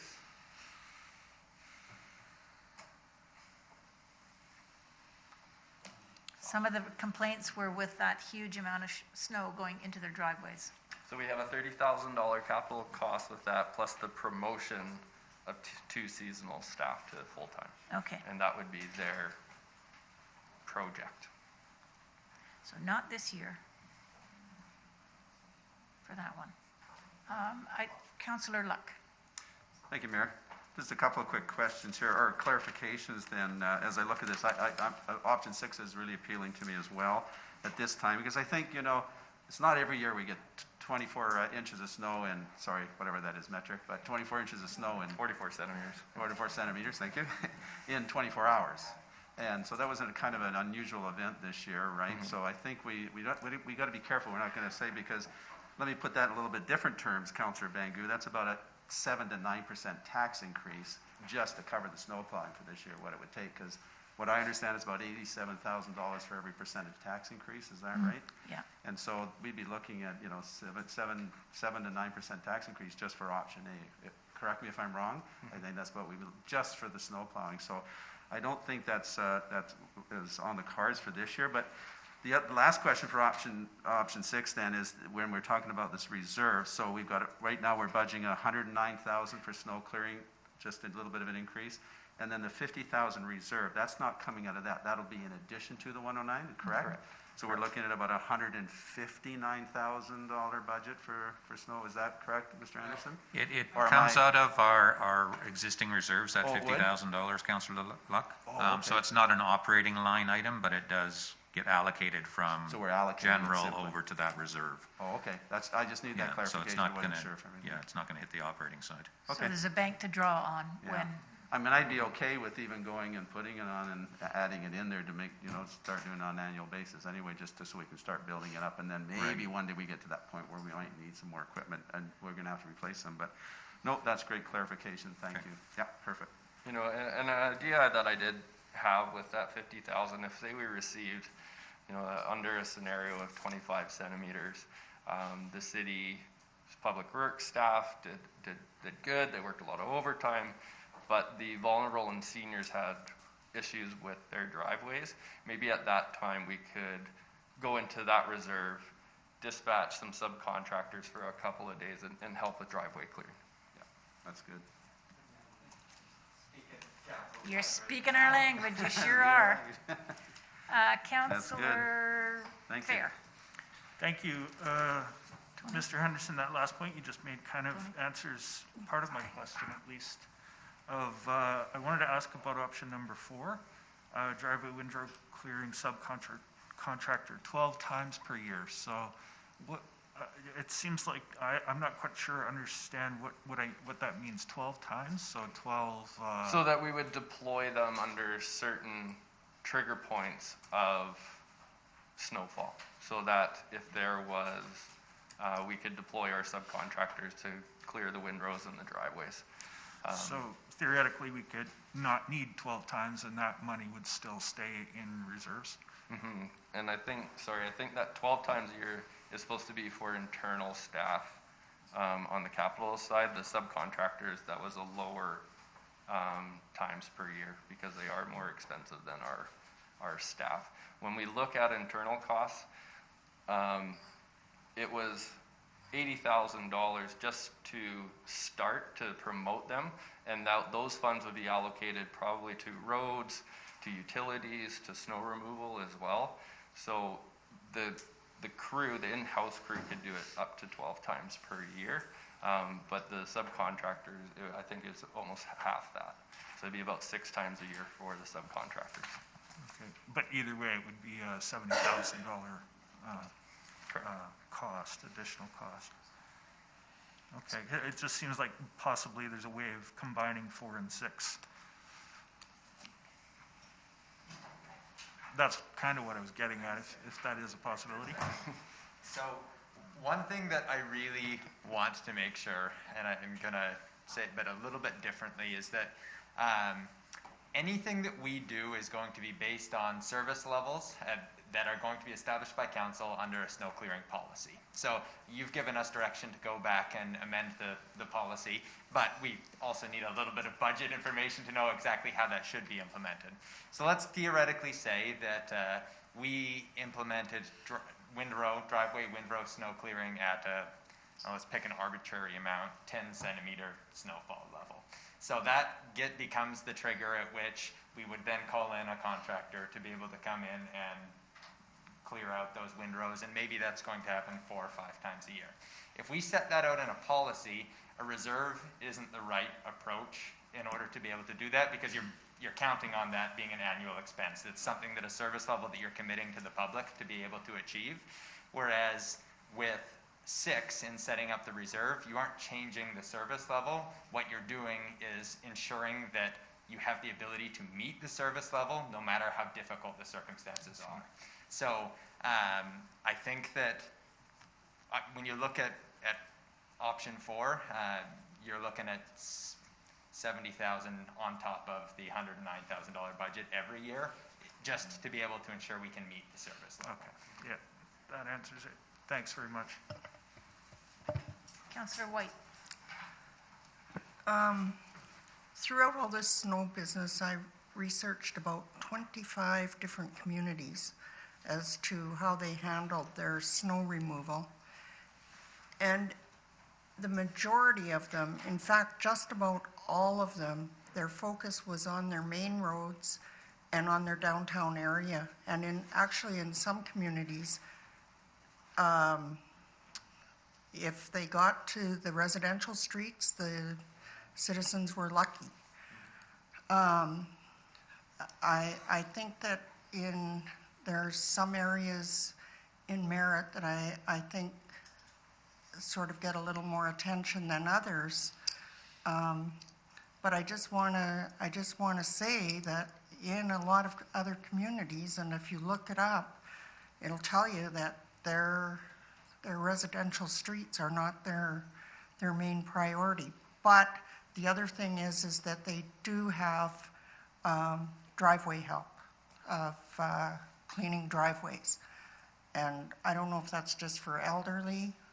It didn't really say, but it did help with the driveways. So I just wanted to say that that's what I found in my investigation. Thank you. Okay, and I was going to say, one of the things that we have looked at too is contacting the Better at Home program to help with some of the seniors and people with disabilities. They will work a lot with the seniors, but we have to look at providing extra funds for the potential for partnering with them for the those with disabilities.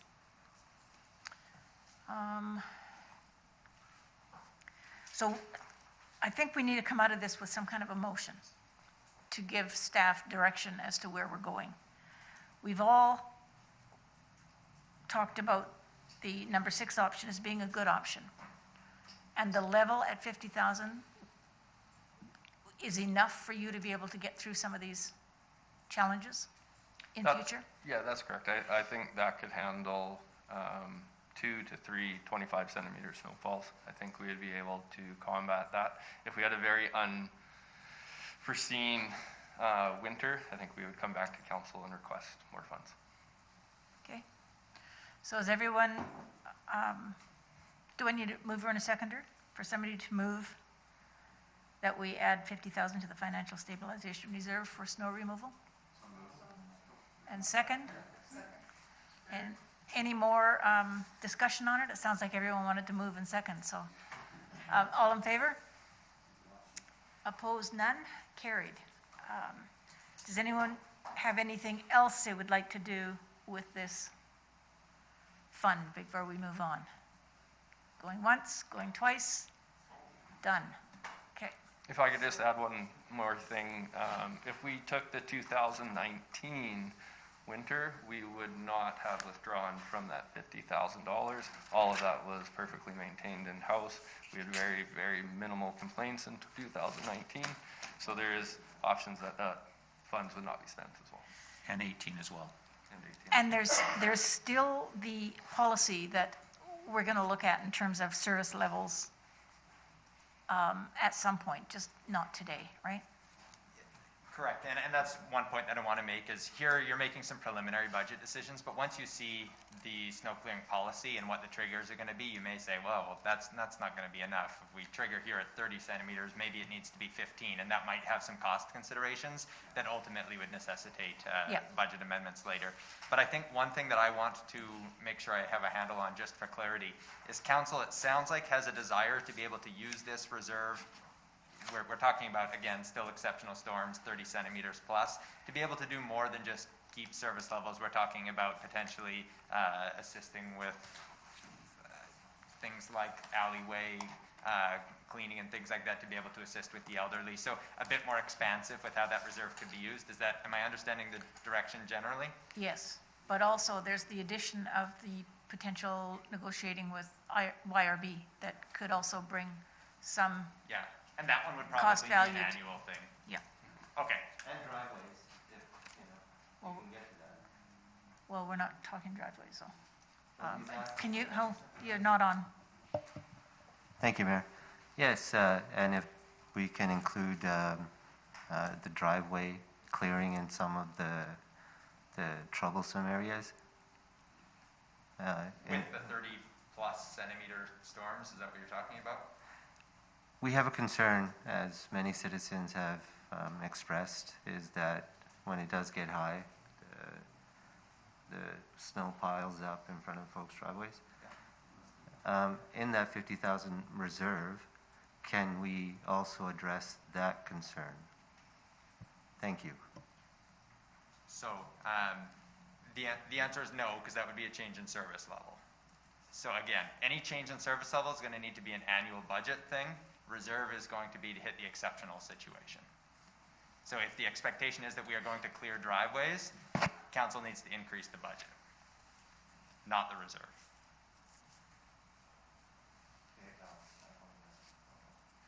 Okay. Thank you. So this $50,000 is to have, To maintain the service level during an exceptional snowfall. We didn't meet the service level during December 21st. Yeah. This $50,000 would allow us to maintain that. Okay. I think maybe I confused it. My suggestion or idea was maybe we could assist seniors during these events with that 50,000, but only the vulnerable population. That was just me throwing out an idea. Okay, so many of the concerns that citizens expressed, how many of them will be addressed under this 50,000 reserve? On a year-to-year basis, with what council has said, none of them. So we're not addressing any of the We are concerns addressing citizens extreme forwarded? storms. That's providing additional service so we can meet the service level during the types of events that we had this year. Yeah, I kind of get that. So that's putting on extra people, having 24-hour service. Yep, bringing in contractors, yeah. But we're not addressing none of the concerns that citizens That's what have. you've We're not directed so addressing far. service levels. Correct. Well, can we get to a stage where we talk about those concerns? That's what you were in. That's what I was just saying. We're talking about bringing a policy back so that we can look at the service levels over a longer-term basis and have to potentially look at increasing the budget on an annual basis. This is just a number so that any emergency we can take care of, but not at the level that the citizens are asking for. So Okay, Councillor and Bagu, if I may, will we be- don't have that in our policy or procedure. So if council would like to direct to redo the policy or procedure, then we could incorporate driveway clearing at X amount of dollars. I think that that would be needed. We had a committee of the whole to address snow, many concerns. We discussed concerns, so we should And we do asked something staff about to them. bring back options, and this is what they brought back for us. Yes, and none of these options address the concerns. So or we the- are the option- talking sorry, about not- going none of the into a options. policy review. We Yes. will be looking at policy. So we're doing what you're asking for. Yes. I should say, council directed us at that meeting to provide options, which are what you see there in terms of 1 through 5. So if council wants to increase the budget, we can provide the services that council had requested we provide information on. So whether that's pushing snow to the middle of the road or driveway snow clearing, the types of things that you're talking about, we can absolutely do that, but council would need to direct us to change this budget. That's- Yes, I do recall asking, for example, what equipment the contractors had, and I didn't receive that information today. And if they were able to do some of the things like move snow to the middle, that information wasn't given to me today. So I don't know. I actually think it was provided to us. I think Charlie or Mr. Henderson has provided the information that he knows that the contractors have, and they can do the job that we can do. And that's what we asked him to do, and that's what he's provided for us. If I may, if we would like to talk about pushing snow to the middle of the road, there's two options. We can contract all snow removal out because we need to adopt that technique.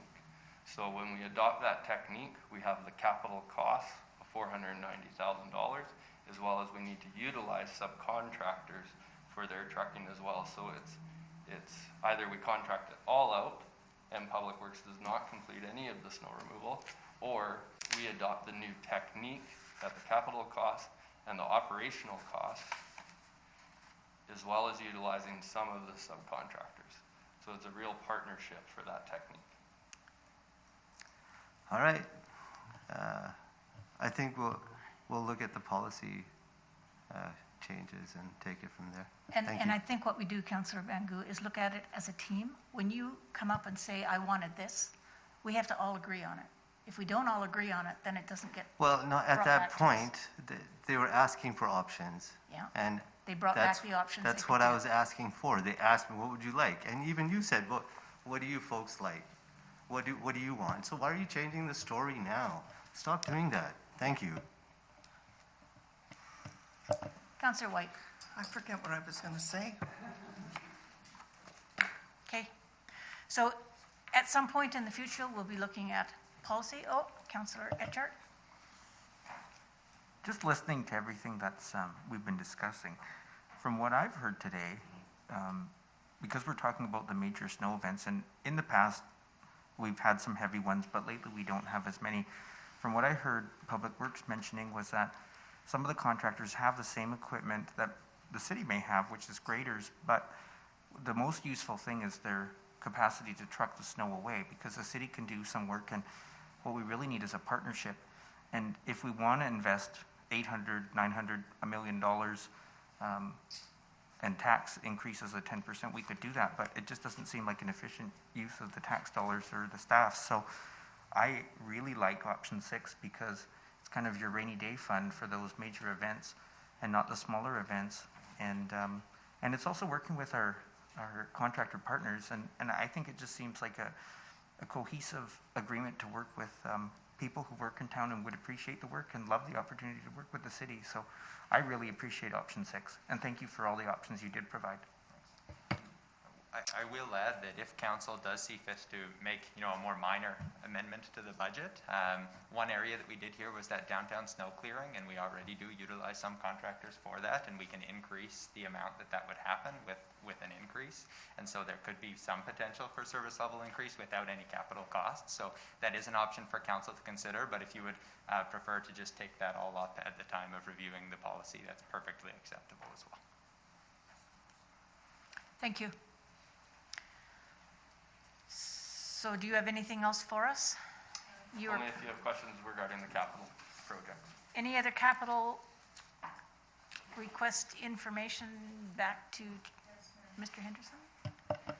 Councillor White.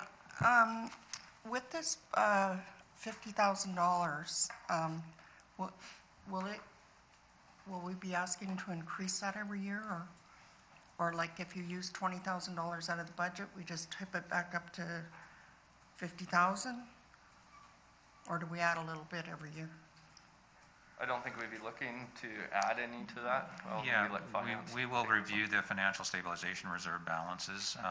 We could set up a separate snow clearing reserve, but at this time, we thought best just to use the existing financial stabilization account, and we will itemize it in there that there is $50,000 available for 2021. If we use 25,000 of that in 2021, when we go through the 2022 budgeting process, we'll recommend transferring an additional 25,000 from the general reserve into the financial stabilization to bring it back to 50. So we'll look at it every year and make sure at the start of the year we have $50,000 in that reserve allocated to this type of a program. Okay, I'm satisfied with the number 6. I think that given the snow removal in the last couple of years has been fairly decent, and I think it's probably our snow removal policies that are out of date, and I think before we make any more major financial decisions on snow removal, I think the Public Works should be able to, or have the time to be able to review the policies and put the policies together, and then we can look at the financial side of it after that. That's my opinion, and thank you. That's where we were going, yeah. So it doesn't look like there's any other questions on any of your projects. Okay. Thank you very much. Thank And you, I Your think Worship. Thank you, Council. before we continue, Mr. Anderson, can we take a 10-minute break? Certainly. I'll just, so we will adjourn and reconvene in 10 minutes.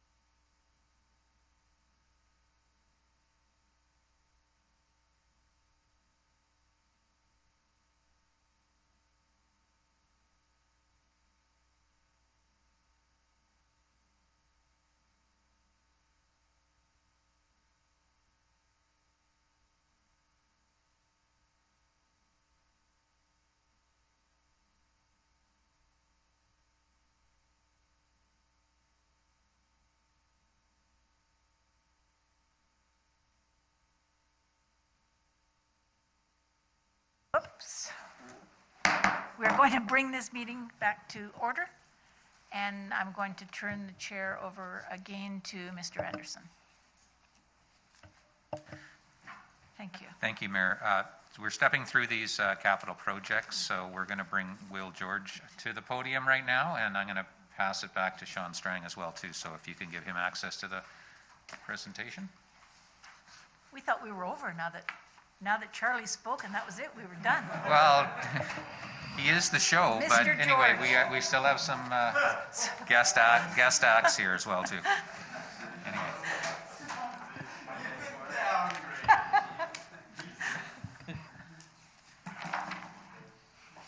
Oh, yeah, I've got you on. Perfect. I'll just stay here if that's fine with council. I have a mic here.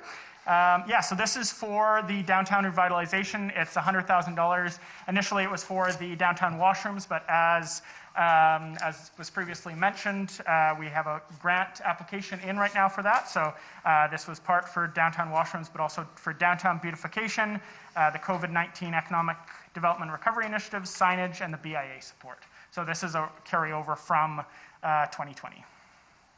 And open for any questions. For Mr. George?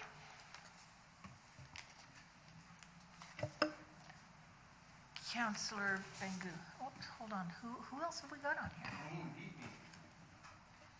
Hey, Wayne. Oh, Mr. Strang. Okay, sorry. Okay, Councillor Bangu. I'm looking, thinking, somebody. Thank you, Mayor. Will, can you tell me a little more about the BIA and when you expect it to take shape and form? Yes, through your worship. Oh, did you have another question? Through your worship to Councillor Bangu. So we're just at the initial points of that. Council approved that city staff explore options to bring it out to the business community to gauge interest. So we'll be hiring a consultant in 2021 here, gauge the interest of the business owners, and move forward with that. So just at the starting stages, but now that we have council's approval on that.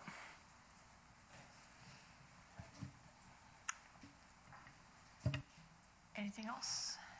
No? Okay. Wow. You got off rather easy. Okay.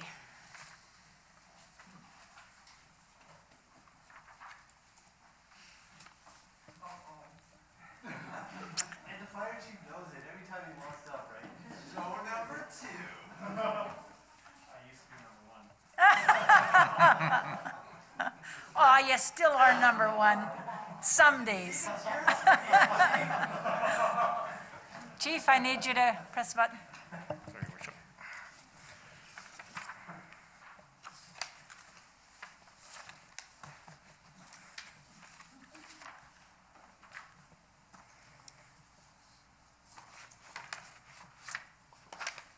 Any questions for the fire chief? Yeah.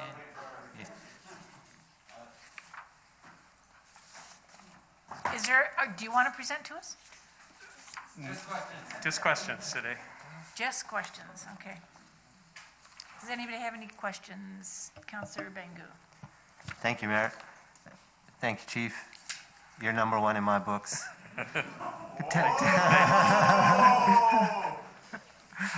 Tell us about the fire hall expansion and where we're at with that, please. Thank you. Well, essentially, thank you, Your Worship, through to Councillor Bangu. Essentially, we're 6 weeks away from occupancy, so they're just starting the finishing, the tiling of floors and whatnot. It actually looks like something from the inside. Of course, the contractor won't be able to complete the exterior finishes until weather is better, which consists of stucco and the final grading and whatnot. But we're very excited to be moving in the next several weeks. Yeah, we're at the stage of flooring and whatnot, so I don't know what more to tell you. At some point, because of COVID, it'll be hard to tour the public through, but we endeavor that we'll create some sort of an informational video that will stream on our social media so that you can have, the public will have somewhat of a virtual tour so they can understand our decontamination processes and how many of the safety concerns have been addressed through the addition to the fire station. And I bet at this point you really do want that furnishings Well, line to go through. That's true. We are somewhat desperate for the furnishings. As council knows, right now we're leasing the construction trailer, or we have been for 13 years. And all that furniture is leased, which includes the kitchen appliances, to the beds, to the mattresses. So this is something that we will need to provide for our paid on-call firefighters, as well as the live-in work experience firefighters. And that 25,000 is going to cover it for? Your worship, we're being frugal with the with that, and we're also we have a few donations from within our own fire department family, and we are repurposing what furniture we can out of the existing fire station. You told us it was a tight year. I know, I'm maybe suggesting they go to a fundraiser. I'm kidding. Councillor White. I know this question is going to come about. What has created the over budget? Do you want to assist with that? There is, answering Councillor White's question through the mayor, 296,000 you're referring to? Yeah. Yes. The initial estimate was from 2017, I believe, the quote that we had received, and that was the budget that was put into 2020. Numbers with inflation have increased substantially since 2017. So we are $300,000, or roughly about 15% more than what the initial budget was 3 years ago, which I don't think is unheard of in today's construction age. No, and Charlie and I have worked fairly extensively to identify that this is going to be the final cost, plus or minus, hopefully minus $5,000. So we've gone through a pretty detailed analysis at this point. So. And I think the budget was just carried forward from a very old quotation as well. On that quotation, there was no contingencies to that as well. So back in July, we identified where the shortcomings were, and that's when we approached Mr. Smith and obviously through to Mayor and Council to push the project forward. And I think when we had a tour of the fire hall, there were a number of things that came up during the build that were just unusual and had to be added to. And as you say, no contingencies, and that's what brought about some of this.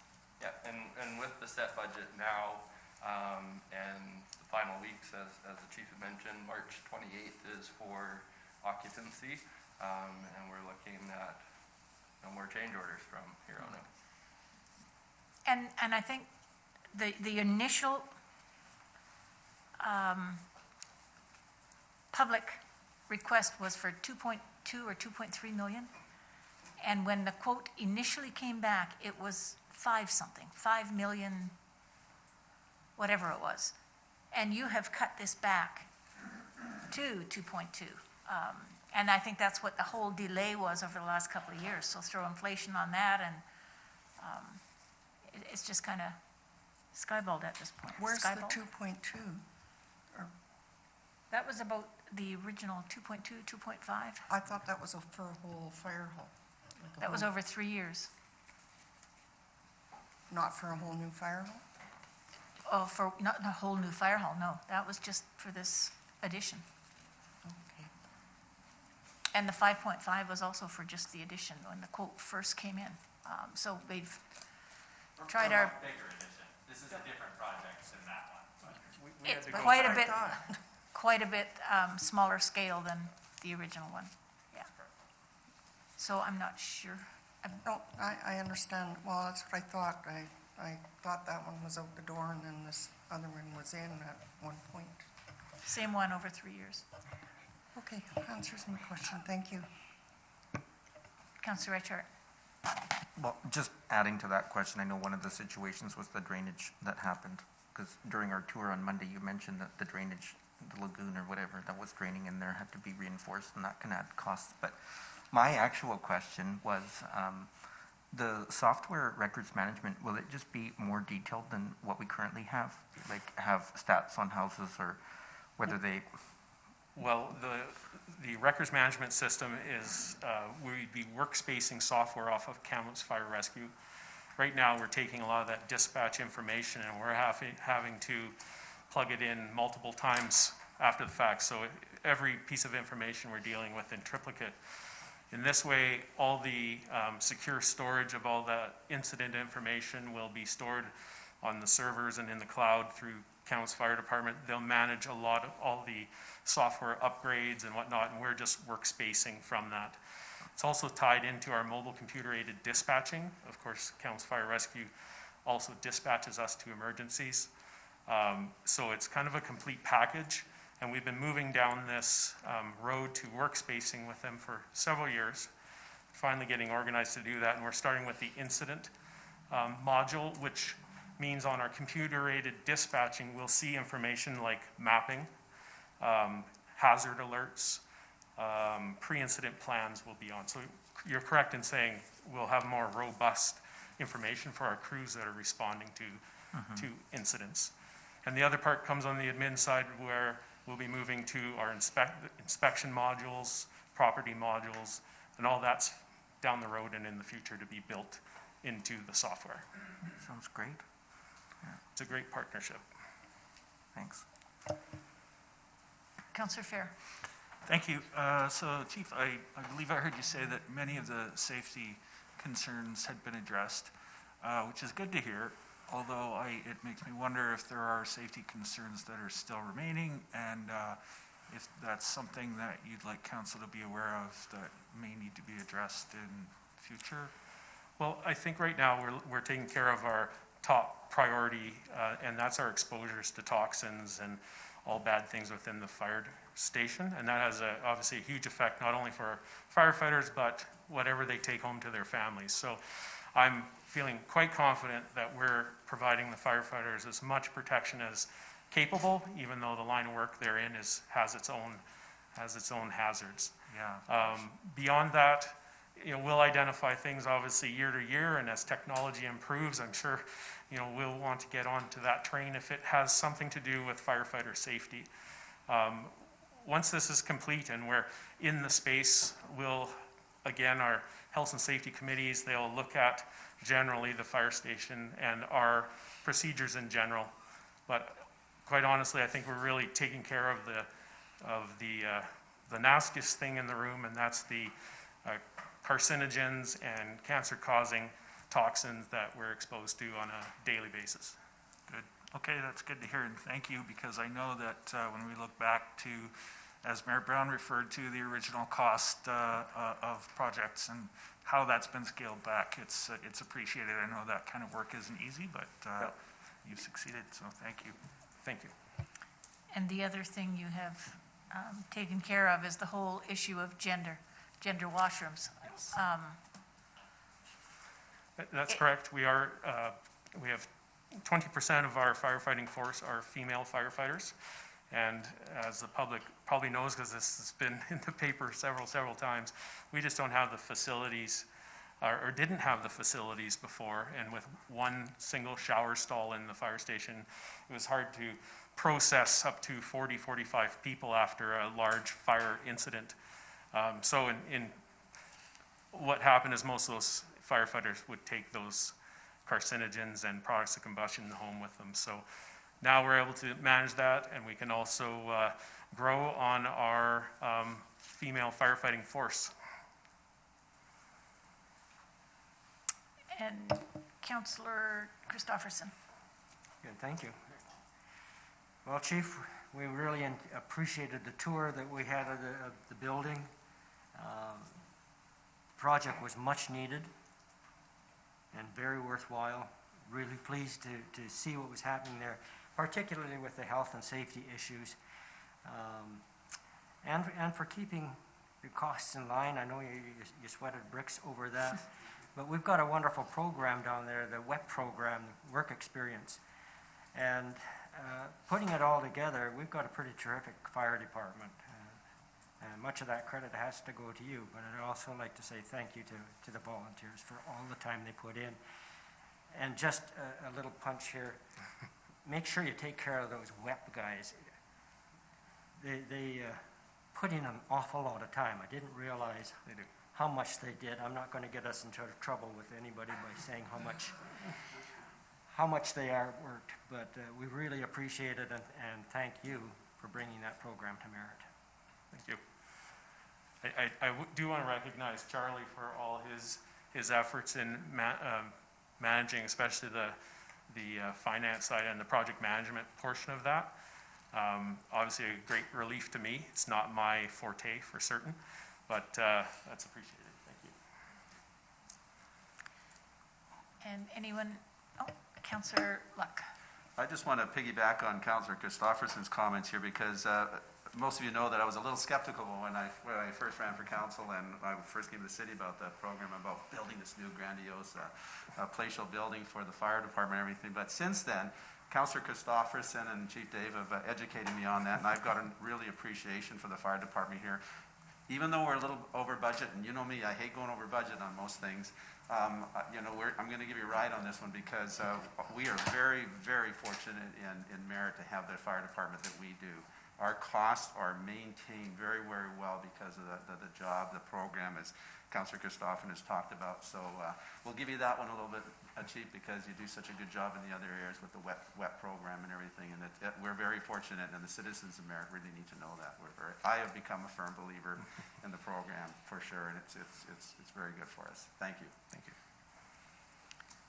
But now we also know that WCB will be happy with the whole gender issue being addressed as well. So, anybody else have anything for the chief?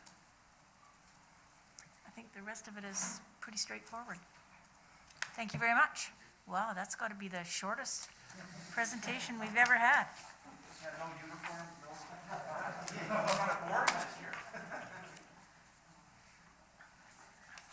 No alarms going off? They haven't. Okay. And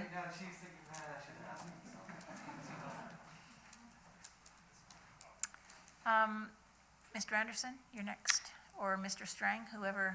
Mr. MacArthur, actually. Okay. Thank you, Your Worship. So just two items on the Development Services capital budget.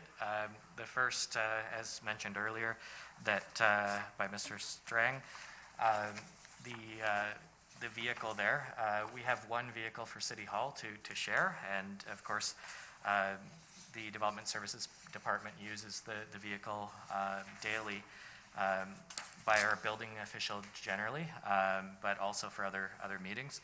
And in order to continue to provide excellent customer service, once we have a new full-time building official on staff, we'll need a vehicle dedicated to that. And so this can either be under the Development Services budget or under City Hall, whichever the existing vehicle is allocated to in the new vehicle. It doesn't really matter, but for the budget purposes, it's been allocated here. So that's the item there. Good deflection. And the other item is the plotter printer, which we have a printer that prints our large size maps and also scans our blueprints. And it is so old that we have to keep it unplugged because it overheats if it's plugged in. So anytime we want to use it, we have to actually plug it in and hope it doesn't fail. And it's well past its end of life. So that's unfortunately the cost of a new plotter printer, as our IT manager has indicated. So those are two items if anyone has any questions. And I think we put that plotter on, it's been turned down for a couple of years now, so I think it's time. That many years, 9 years? Chief and I were just talking about it, yeah. Wow. It's the time spent of just turning it on, letting it warm up, but not too hot, and then. Yeah, it's been a while. Councillor Bangu. Thank you, Mayor. Thank you, Don. The vehicle, did we discuss this last year? Or was that a different vehicle for City Hall? Thank you, Councillor Thank you. Bangu, through the chair. It wasn't on the budget last year, but it was the year before, I understand. So we have asked for it in the past, but last year it wasn't asked for. But yeah, we really do need it. So that's why it's on the budget again. Councillor White. I thought we passed the printer thing last year. Or was it a different printer? It keeps getting delayed. The thing is very, very, very dead. And it's always one of the items that, like, we say can wait another year, but straight up it cannot wait another year. Oh, okay. And we are really needing to renew some of those big maps. Well, did we renew something? I remember saying yes to something and. I think it got pulled at the end of the day. Yeah, I think, yeah. All right. 9 years, apparently. I'm not sure who's next. Okay, I'm going to go to Councillor Etchart. I think when we had talked about the vehicle in the past, it was a couple years ago, because we had joked about seeing if we could take gas tax funding to buy an electric vehicle. And, I mean, well, no, but it's true, right? Because we had talked about buying a Chevy Bolt because it's electric and you can get it in town, and using gas tax funding, which seems ironic. But yeah, because with all the activity and stuff, I'm sure that you could really use one. But I just thought it was funny. Anyway, I had no question. I just thought of bringing that up. Councillor Fair.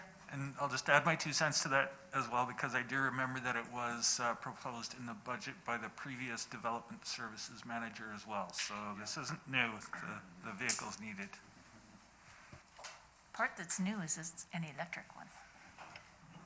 Councillor Bangu. Thank you, Mayor. A question about our vehicle purchasing policy. Do we negotiate hard? Do we look at used vehicles when we're looking for something? Thank you. I'll defer to Mr. Yeah. Anderson or Mr. So on this type of a purchase, we would be looking at a new vehicle in order to get MFA short-term financing for it if we want to go through a financing. If we want to do an outright purchase, I mean, we could look at the used market as well, but you lose warranties and those sort of things by buying used as well. So this would probably be a new one, and I believe Mr. MacArthur has done some research to come up with this $42,000 budget line item for the vehicle that would suit their needs. And I think what we do with we purchase a vehicle and then we apply to MFA to get the financing, because we've got very inexpensive financing from MFA, and it works to our benefit to be able to put these bigger items on a loan than pay them outright. Councillor White. Is there depreciation on when you purchase vehicles and whatnot? Is there, Yeah, yes, Councillor White, through to the mayor. There is, it gets added onto our tangible capital asset listing, and it is depreciated, I believe, over 7.5 to 10 years on a vehicle, I believe. I'm not sure the exact number, but I thought it was. it so is that would make a depreciated. difference if the vehicle was used, right? The depreciation wouldn't be the same? It would be treated the same as a new vehicle, but the value would be less, obviously, than a new vehicle. Okay, thank you. It would still be amortized over 10 years, though, wouldn't it? It would be amortized over the same period. That is correct. It just would be at a lower value. Okay. Any other questions? Well, another easy one. Mr. McEwen. Your Worship, I just wanted to add for some information as well. It wasn't brought up, but a week and a half ago, I got. Sorry, can you reach me up on my mic? Good call. I just wanted to share the information. A week and a half ago, I emailed Don's department. I've got an assistant supervisor right now that took the car this morning for a weekend of training on their own time down in the Lower Mainland. So that city vehicle is not here right now. It's down the Lower Mainland. Other trips to BCRPA, we head to the Okanagan a fair amount, and we use that vehicle as well, so it's not always accessible, and then they have to juggle what gets inspected what day and what doesn't. So I just wanted to share that piece, that it is a shared vehicle, and it's not here today, so, thanks. And that vehicle sharing, the company vehicle, saves us having to pay staff to bring their own vehicles. Absolutely, yeah, and then relying on staff to use their own vehicle and then have the right insurance coverage as well if they're taking that vehicle for work purposes or training purposes. Yeah, thank you. Okay, thank you.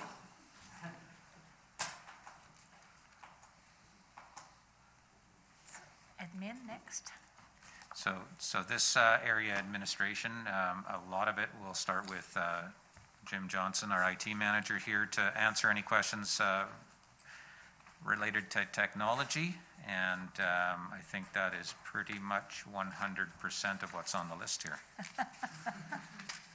Yeah. Any questions for Mr. Johnson? Councillor Bangu. Thank you, Mayor. Jim, can you please tell me more about the computer infrastructure? What does that mean? Thank you. Sure. Thank you, Councillor Bangu.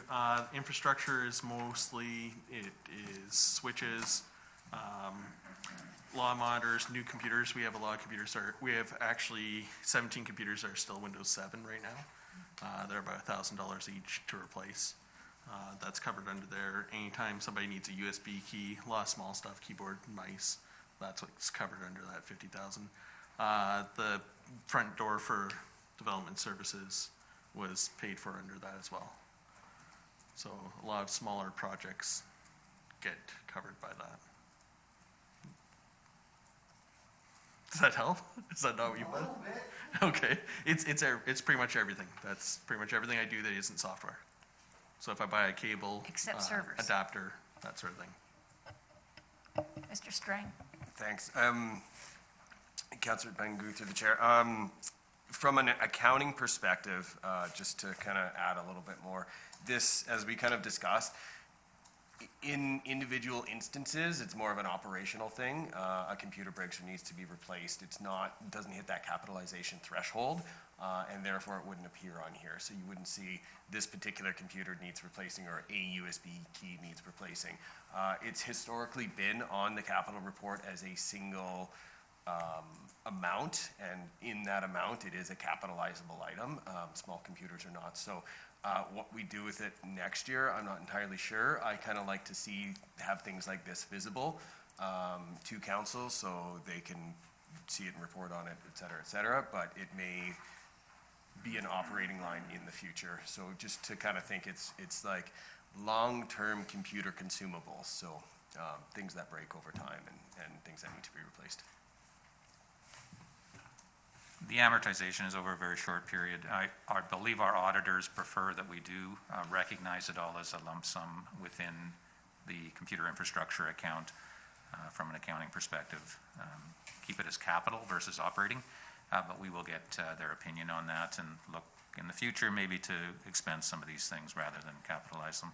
And that makes sense if we're a tax organization, but we're not a taxed organization, so it's, that half rule doesn't really affect us. Okay, any other questions for Mr. Johnson?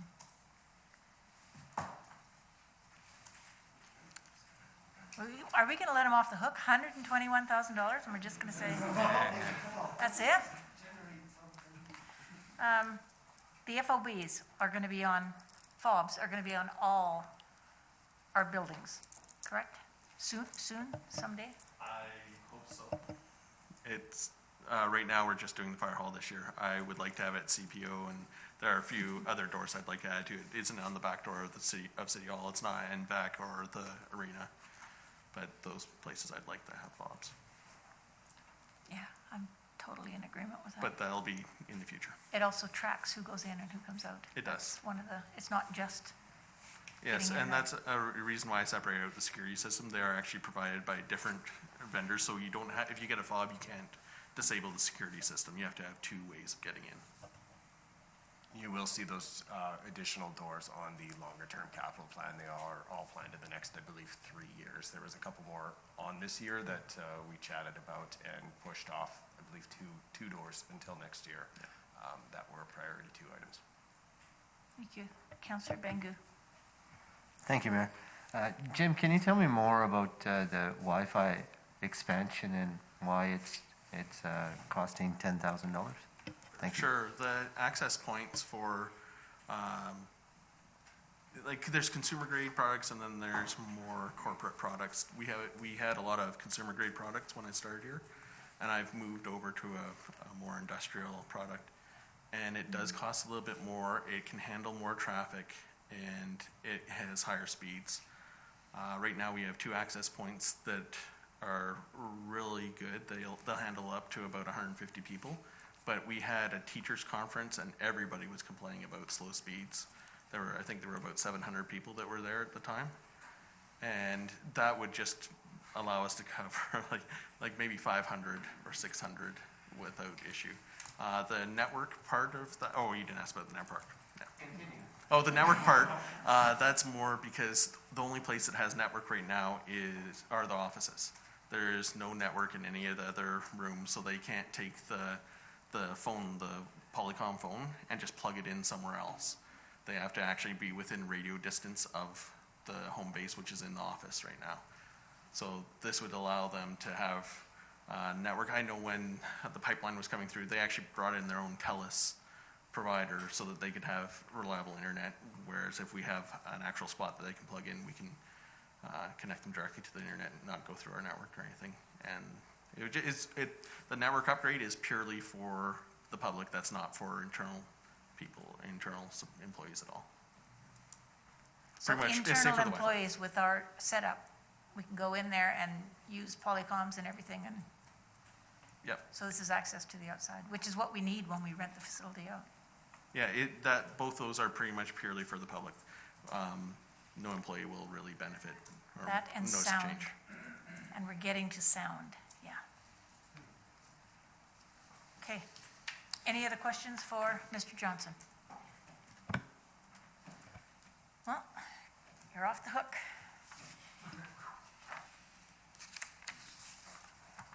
Rick.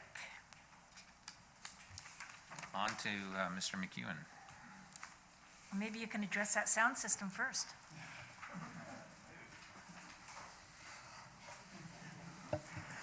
Just know that the sound system is directly linked into the chairs that I want.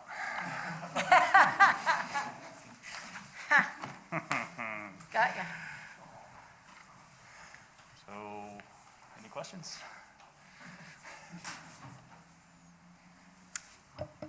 Mr. Fair, Councillor Fair. Yes, I just wanted to ask about the pickleball location, the new pickleball location. Okay, so our current lawn bowling facility, so we have our building and then we have the grounds on the other side of it. What this proposed project is the the lawn bowling green are 120 by 120. We are proposing that we leave a 30-foot by 120, and this is in communication with I'll refer to them as the lawn bowling players. They're no longer a club or an association anymore. So speaking with them, that would still allow them to have 3 lanes that would be maintained by Parks Department under Charlie. And we would go with a 90 by 120, which would be 4 pickleball courts on proper asphalt courts with all the painting done, the fencing in between all the different courts. And as well, factored into that, there's some landscaping, there's some irrigation, obviously, that would have to be rerouted and redesigned.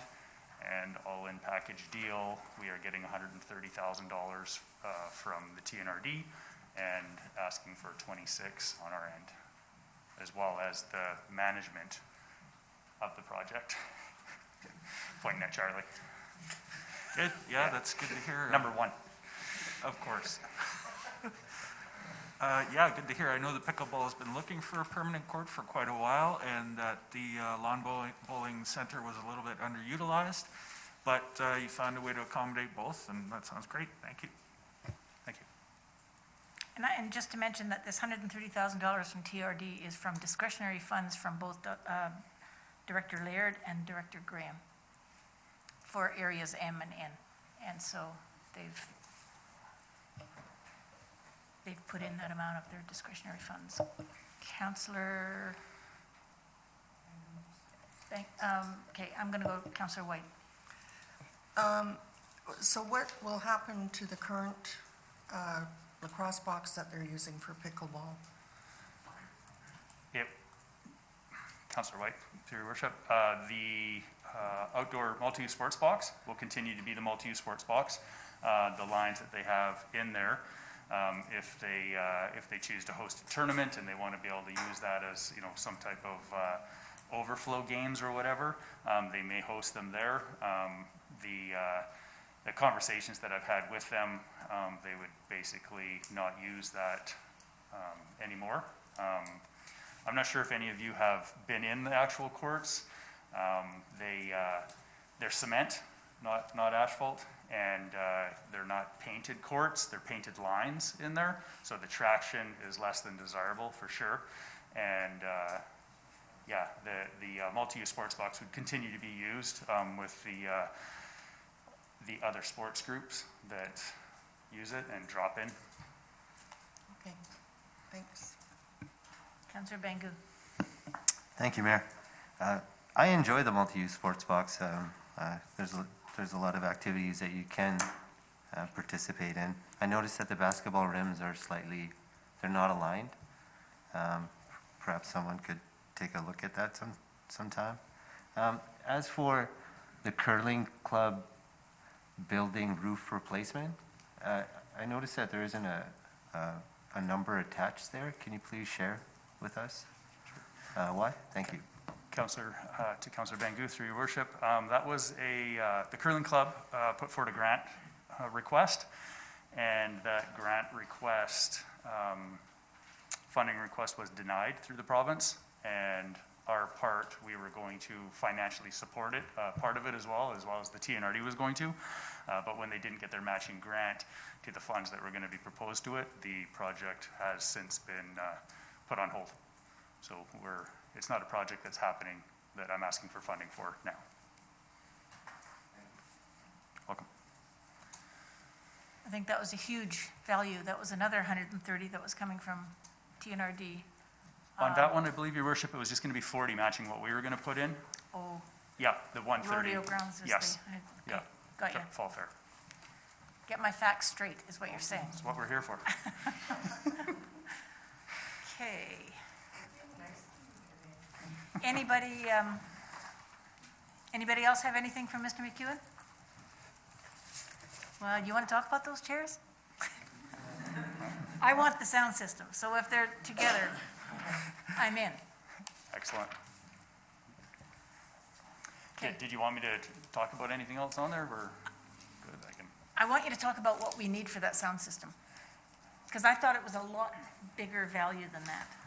Well, your worship, we got a proposal in from Sound Solutions, who did our arena sound system, and they laid out in that proposal what type of switchboards and what type of speaker and replacement and design that they would propose. And we're going off them being the subject matter experts, that they said they would be able to, you know, cancel out some of the reverb, make stuff clearer, and So they can use some of our infrastructure then? Yeah. It sounds like. Yeah, absolutely, yep. Perfect. Good, thank you. You're welcome. And Councillor Etchart, thanks. I was just wondering if that sound system upgrade is only for the Civic Center, or if there's any changes that would happen in here in the chambers. Only because I remember being in here during UBCM when it came on by itself. Councillor Etchart, through your worship, it is only for the Civic Center. Okay. And I'm not sure, we could take a look at this one. I did hear about that glitch, and I don't have an answer of why that ghost. It was funny, really. I was just curious, that's all. Fair enough. Thanks. And Councillor Christopherson. Good, thank you. When we upgrade things like the sound system and so on, does it require any technician training at all? And I'm just going back a few years where when Lee's Music first installed what is there, basically the system was pretty much ruined because people that didn't know what they were doing were trying to operate it and did a lot of damage to it. So if we're going to go to the expense of upgrading the system, are people going to be trained how to use it and have it limited to people that actually know what they're doing? Councillor Christopherson, through your worship? Yes. Good. Absolutely. Okay, thank you. That puts my mind at ease. Yeah, the touchy machines. Anything else for Mr. McEwen? Short and sweet, Scott. Yep, short and sweet.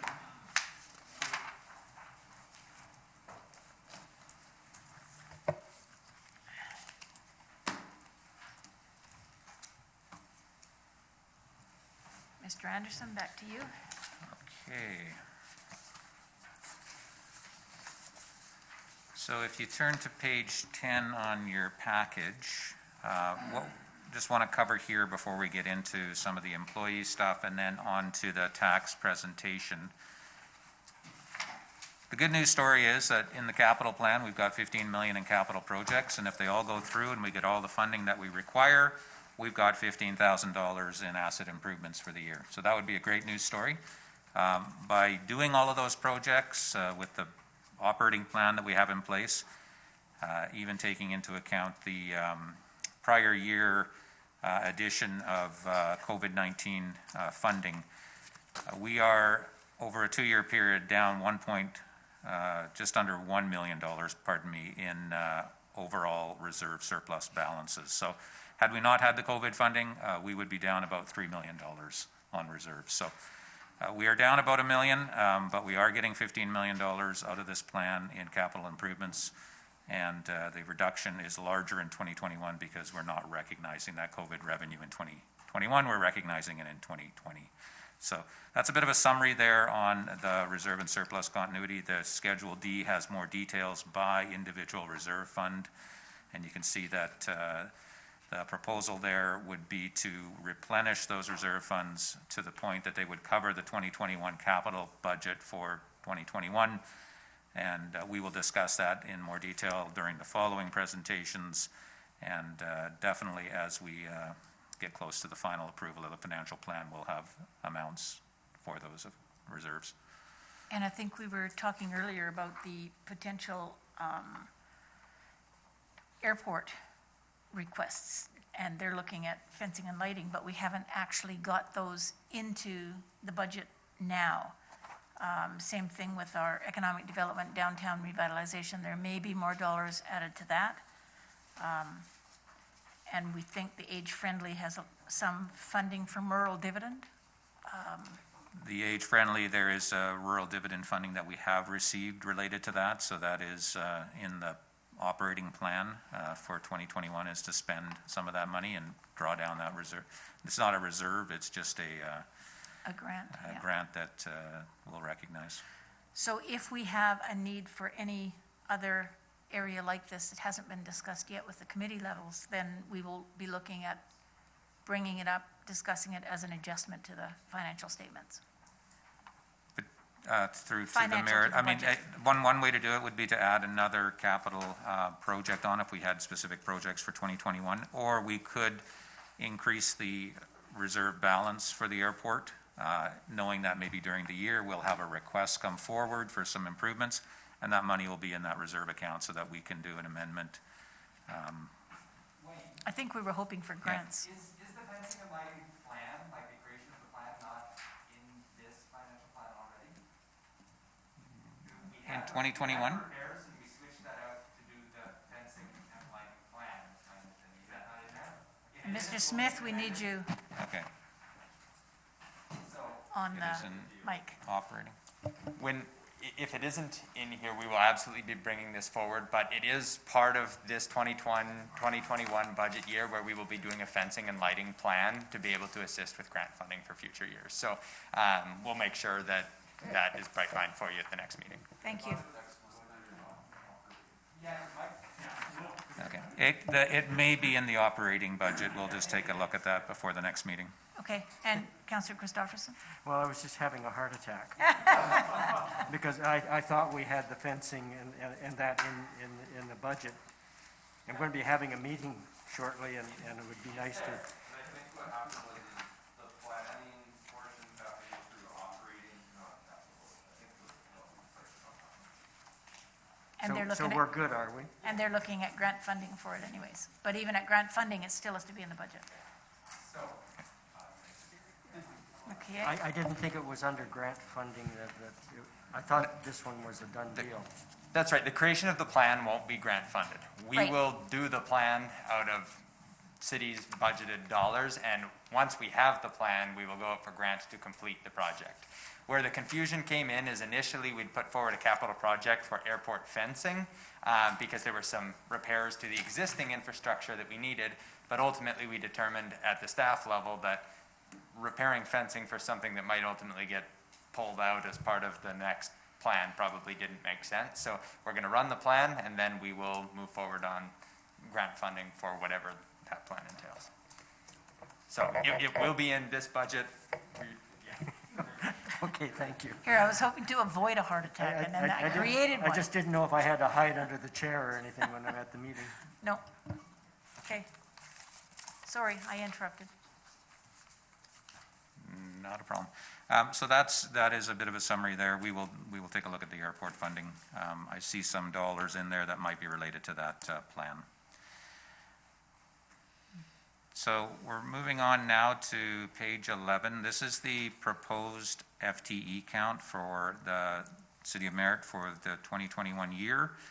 First page is all city employees. It gives you a listing by category of the number of employees, including the ones that have been requested in this plan. So 97 would be the number of employees, but the full-time equivalent employees for 2021 would be 72.54. Now, that 72.54, or an increase of 2.33, is made up below of part-time and full-time employees. And you can see that in 2021, there are 3 new positions, 3 individuals, but not budgeted at 3 full-time equivalents because of when they are brought on stream. 2022, they would be 3 full-time equivalents. The part-time one of 0.5 is what it is. It's increasing a part-time 0.5 to a full-time position. So that is a breakdown by department. Page 12 gives a breakdown by recreation and public works, being the 2 largest departments with employee counts within the city. So any questions on slide 11 and the new positions that are requested? Doesn't look like there are any questions. And I know we questioned in detail in the Finance Committee meeting. There are no questions. Okay, and then on page 12, as I mentioned, are the breakdowns for recreation and public works. Recreation, you'll see 21.67 year over year. And you may question how 21.67 equates into the dollars when we're not offering those services. We have left the FTE count the same just so that we have comparatives going forward, because the COVID year really puts an impact on how many are actually working. And then we've adjusted the wage amounts accordingly based on the fact that they are not working right now. So the wage numbers are down, but we left the FTE counts at a normal run rate for a regular type season.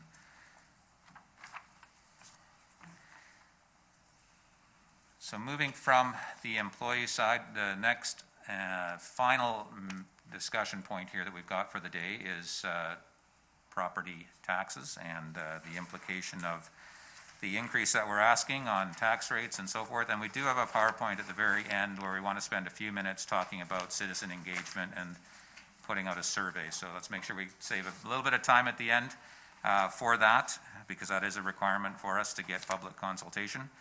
So I am going to pass it over to Sean Strang, and we're going to bring up a presentation on taxes. Thank you. Okay.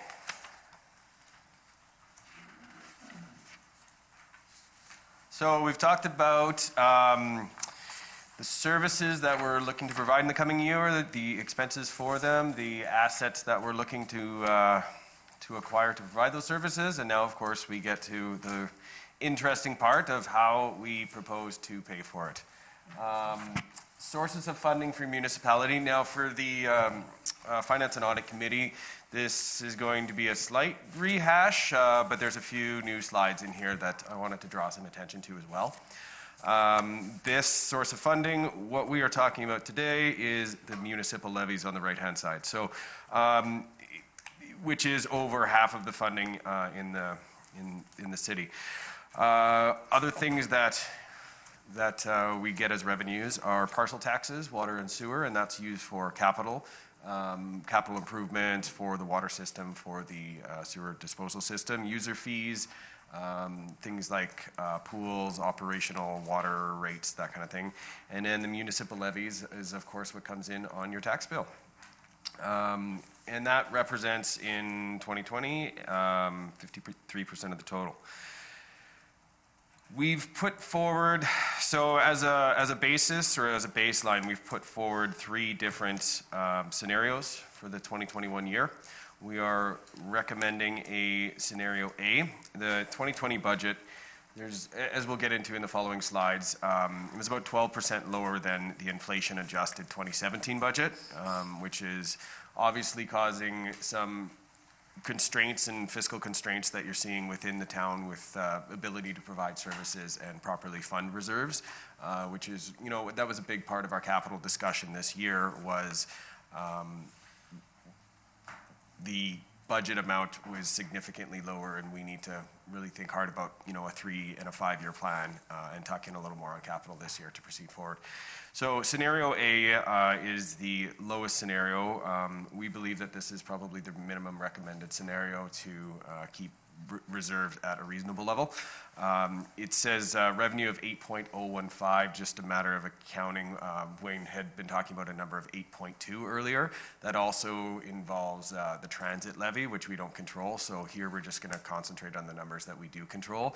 That 8.015 plus the transit levy is the 8.2 that Wayne was referring to earlier. Scenario B is a taxable revenue of 8.15. This was basically what taxation revenue was in 2017, which wasn't even the highest year, but we look back a number of years, and that was probably towards the higher end before there started to be some structural changes in how the town was developing and taxed. And then scenario C adds an inflation adjustment, a CPI adjustment, BC specific, to that 2017, and you can see it's 8.7 million, which, even the gap between scenario A and scenario C is very substantial, $700,000, just to get us back to the level that we would have been in 2017 plus inflation. Excuse me. So the next slide just kind of highlights that. You can see 2017 on the left. 2018 was actually a little bit higher, but there were some other items in there that wouldn't be on a go-forward basis. 2019 really dropped and then came back in 20, and you're seeing a couple of things in 2019. There's a few things going on. The 2 biggest things was Merit Green Energy got a tax revitalization exemption that year, and it comes back 25% per year. So in 2020, 25% of that, or approximately $4.7 million of assessable value, came back. This year, 2021, it's up to 50%, and of course there's 2 more years. So that will step back. The bigger structural problem is that in 2019, Tolko really decommissioned their site. And up until that point, I believe, I can't remember what year they shut down, I wasn't here, it was 16 or 17 or something to that effect, but until they really started decommissioning, they were still charged at the same tax rate, the same assessable rate. So after they decommissioned the mill, that's when the tax revenues from that major industrial property really dropped. And then there was also a drop in kind of the light industrial supporting businesses as well. So this is a story that really occurred in about that 2018. There would be, except for one-time items, there would be a drop in 2018 as well. So that's kind of where we are looking at here. And on the right-hand side, you can see 2021 scenario A, B, and C. So A is kind of the minimum recommended level that we'd be looking at in order to not draw excessively from reserves to plan ourselves out into that kind of 3 or 4 year window to get back where we need to be. So this is, if tax revenue is down, why does it feel like taxes paid are up? And in fact, taxes paid per house are up quixotically. And this is really a story that gets told on the industrial side, somewhat on the business side, but significantly more on the industrial side. As a city, we still have to provide the same number of services. We actually have more residents than we did in 2017. So the same services, more services are provided, but none of that is being paid for by the major industry anymore or the light industry anymore. And so the taxpayer then has to shift to whoever the taxpayer is at that point and whoever the assessable value. And another statistical thing here, the taxes paid on the average house value is also going up as well. So new houses that get built in Merritt might be $500,000, $600,000, whereas the average price of a house is $300,000. And as that goes up, the average taxes on a house goes up as well, outside of whatever we do, setting up a tax rate or whatnot. Please, by all means, just stop me if you have questions, because there's a bit of material and doing it at the end might be a little more difficult. So by all means, if there's something that triggers, otherwise at the end I'll have some time for questions too. We have a question from Councillor White. When the assessment of a house or property goes up, does the taxes automatically go up? So, thank you to the mayor. No. It's a little bit complex with how that works. So what you would do if you were establishing a zero budget. So let's say the town had a budget of $1 million last year and it's an expense budget of $1 million next year. If everyone's house goes up by 20%, we would just decrease the mill rate by 20% so that the taxes stay the same. So it wouldn't automatically go up. We kind of set our mill rate based on the service level that we've committed to providing. And so we'll set our operational budget based on that service level. We'll set our capital acquisitions based on that service level. And then if we have a shortfall like we do this year, we'll pull out of our reserve fund. And when we are doing a little better, we'll put back into the reserve fund. So there's kind of a reserve that goes back and forth. But generally, the tax rate is set off the expenses that we are projecting to provide that service level, not necessarily the value of a house. So basically, if the taxes go up, it's a council decision that... Not necessarily. Well, that's what I'm asking, like, how does it go up? Because we will get blamed, council will get blamed for a tax increase. Right. There's probably a couple slides more towards the end that might address that particular question a little bit better. So if we get to the end and your question still isn't answered, definitely bring it up again. Okay, thank you. Thank you. So what happened in 2021 in Merritt? There's a lot of words on this, but basically the residential market went up a lot, and significantly more through the analysis that I've done than Merritt has seen in quite a while. There wasn't a lot of new properties, and I know as council you're saying, what? Like, everyone's really worried about a lot of new properties, and they take a while to feed into the stream. So in terms of like new builds, I can't remember how many there were last year. half a dozen, maybe a little more, something like that. So you're not really seeing in that tax base the new residential properties that have been improved that this council is deciding to develop. Those aren't quite hitting the tax base yet, but there was a ton of market increase. So there's about 17 million in non-market increase, and that can result from a new house being built, a new condo being built, or even a rezoning. So if you rezone a property so that it's allowed more density, that increases a non-market increase. And then the market increases are basically if you've done nothing to your house and it was $300,000, now it's $400,000, that's a market increase. So as a town, when we're providing services, we'd like to see the value of if that market increase happens. Of course it does. If houses go up 20%, taxes shouldn't go up 20%, right? So if you paid $1,000 last year, it should be $1,000 plus inflation plus any service level adjustments, or less any service level adjustments sometimes in municipalities. So that is what we target. On the non-residential side, it was a much more complicated story, and it's hard to get across in a quick presentation because there's a lot of things going on here. We have different rates for different properties. So we have heavy industrial, we have light industrial, we have utilities, and we have businesses. The utilities is a fixed mill rate. It is what it is. We can't change that. It increased they called it a non-market change, but of course it was that $4.8 million of Merit Green Energy, of which we'll get another 4.8 and another 4.8 in the coming years here.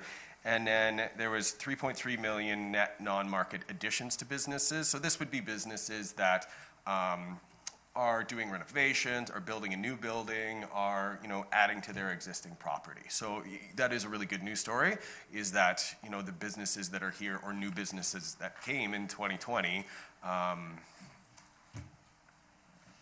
they grew, and that's good. What wasn't great is the non-residential market changes had a combined decrease of $4.2 million. So that means that the value of the land, the value of the things that businesses and industry in this town has built actually went down, which is, can indicate varying things, but it indicates in this case, after looking at some detail analysis, Merritt is a city that is not, has a lot of hotels, gas stations, and not dependent upon travel, but travel is a very large portion of the commercial of the business tax levy in the town. And so BC Assessment, of course, looked at that, and they look at the future earning potential of that business, what that land is worth on the highway, et cetera, and it did go down in 2021 in that sector quite a lot. So a good chunk of that 4.2 million net decrease is due to the hotel sector. Will that come back in future years? I'm sure we all hope so. But there was also a net decrease in the limited light industrial properties that we have as well, and the heavy industry as well.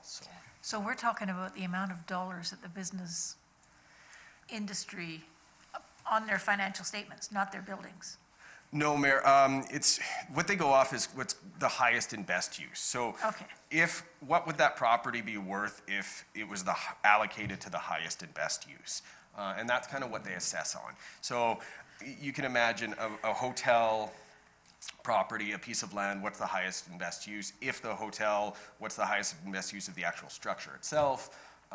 Would be to obviously rent to people, but they're not looking at the financial statements necessarily. They're looking at what a hotel structure would be worth, which is less now in COVID times. Hopefully more next year. Okay, next slide. This is a big graph for sure. There's some very important concepts here, and so I'll take a little bit of time here. Residential split moved from 43% to 55% of taxes from 2017 to current. And so that's the graph on the left here. You can see the blue is the non-residential tax. So I've combined business, light industry, heavy industry, and utilities into one. And the amount of taxes that they've paid have drastically decreased. And of course, if you add those two lines together, you would get the total operating budget of the city. And as I mentioned, the expenses in the city don't substantially change when, TOCO closes down. they substantially change when people move into town. So we've been seeing a steady increase of people in town, a steady build of property, and less blue line, which in this graph means that the orange line needs to go up in order to maintain the same level of service, or the level of service needs to change. Or we draw down reserves and try and come up with a different plan, which is what we're currently doing. And the assessment value growth on the right-hand side of this chart is super important as well. So it's important not to look at the left graph and say, have businesses just not been paying their share? The right-hand graph kind of answers that question by saying the assessment value, their ability to pay of residential properties has substantially increased in that time period, while the assessment value of non-residential has diminished slightly. It dipped fairly heavy in 2019, and it's just kind of flatlined at that point. So residents have a much higher value of property. There's more residents, and thus they're paying a higher percentage of the taxes. Where are we going? Okay, so this, again, super important concept. As I just said in the last slide, businesses, maybe heavy industry, don't consume a significant cost in many city services. Of course, there's development costs and water and et cetera, but on a per acre basis, definitely residential, especially single family residential, is much more expensive to service. However, on the taxation revenue side, you can see the gray line in the middle. That is what a major industry, would pay if they had a piece of land worth $1 million. It would add approximately, $62,000 to the city revenue. If you had a house that was worth the exact same amount of money, that was worth $1 million, they would pay $5,000. So as the value to a town, major industry is obviously by far the most valuable, followed by utilities, light industry, business, as their contribution to the town revenue. And that's done on a multiple. So we usually look at the residential tax rate, and then it's assigned a multiple. And throughout BC, the multiple for businesses are, call it 2.5 to 3.5. Utility multiple is about 8. And so you just kind of set your multiple based on that. And so what that's basically saying is that your utilities pay 8 times more for a certain level of valuation. So as a city, your expenses are lower. For a light industrial, your revenues are higher than residential. And so there's nothing wrong with pursuing residential, but somebody's got to pay for those services, right? And that's what we're seeing. We're seeing a policy of Merritt's moving to more of a residential community with a higher percentage of residential properties, and then those residential properties are paying the prices for the services. This next graph kind of feeds from the last one. So in this case, I've kind of equalized the assessment base. We have a question. Yeah, sorry. Councillor Luck. John, I just want to clarify that a little bit, though. If we stayed stagnant and did increase residential, what impact would that? We didn't add any more residential to the mix of the city. What impact would that have on our taxes and everything? Thank you, Councillor Luck, through the mayor. I would love to build just a fantastic spreadsheet that we could just spend an hour going through. But if it stayed stagnant, it would probably be a fairly significant problem as well. So part of that hinges on what sort of residential is built. So we don't have the ability in BC to charge different residential properties with different mill rates. So a high-density multifamily development gets charged the exact same mill rate as a low-density single-family unit. There are numerous planning and development departments throughout North America at this point, and Kelowna is one of them, that's saying we're not going to look at significant new developments of single-family houses, because what ends up happening is that those single-family houses don't add enough to the tax base to pay for the services that they're consuming.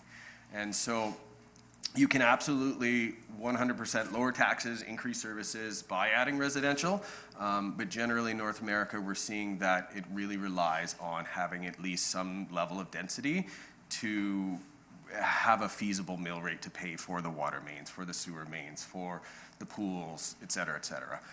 And that's why we're seeing a lot of this shift. So I hope that answers your question okay?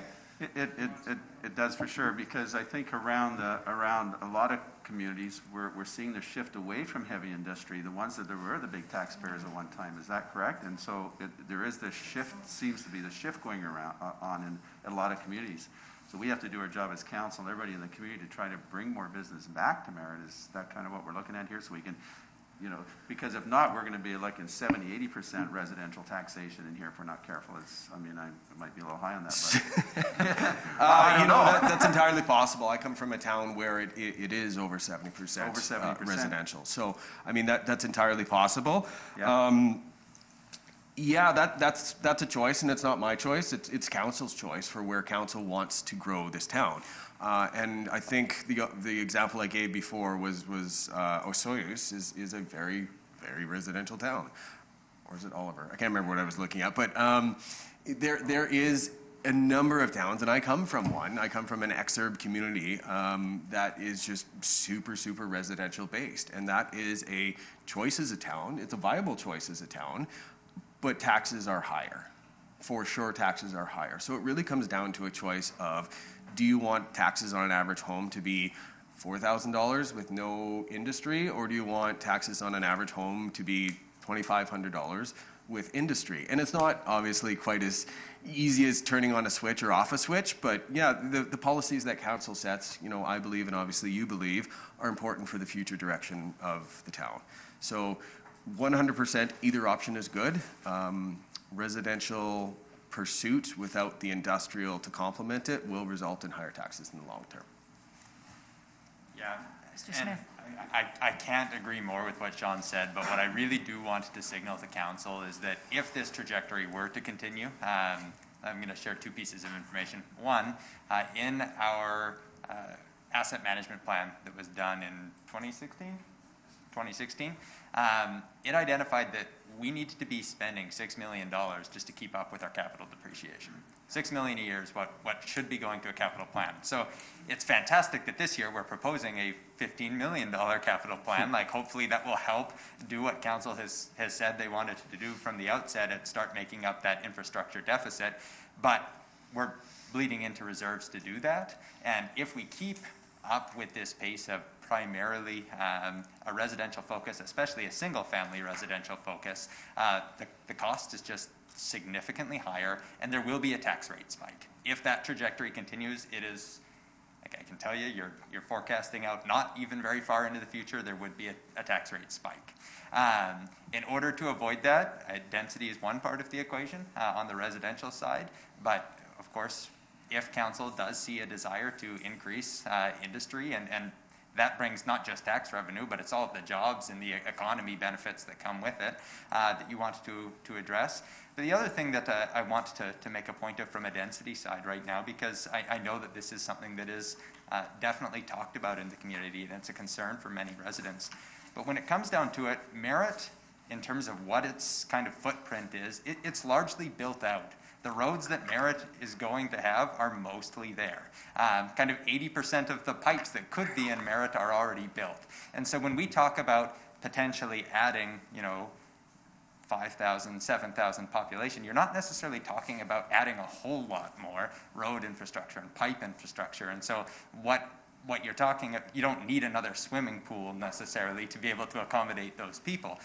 What you do is you have more people paying for the infrastructure that already exists, and you can enhance and increase your services. But I think this really is a story of, if we want to stay a low-density municipality and industry isn't all that important, then tax rate spike, it is absolutely inevitable. And combining the two will allow an opportunity to keep services high and taxation lower.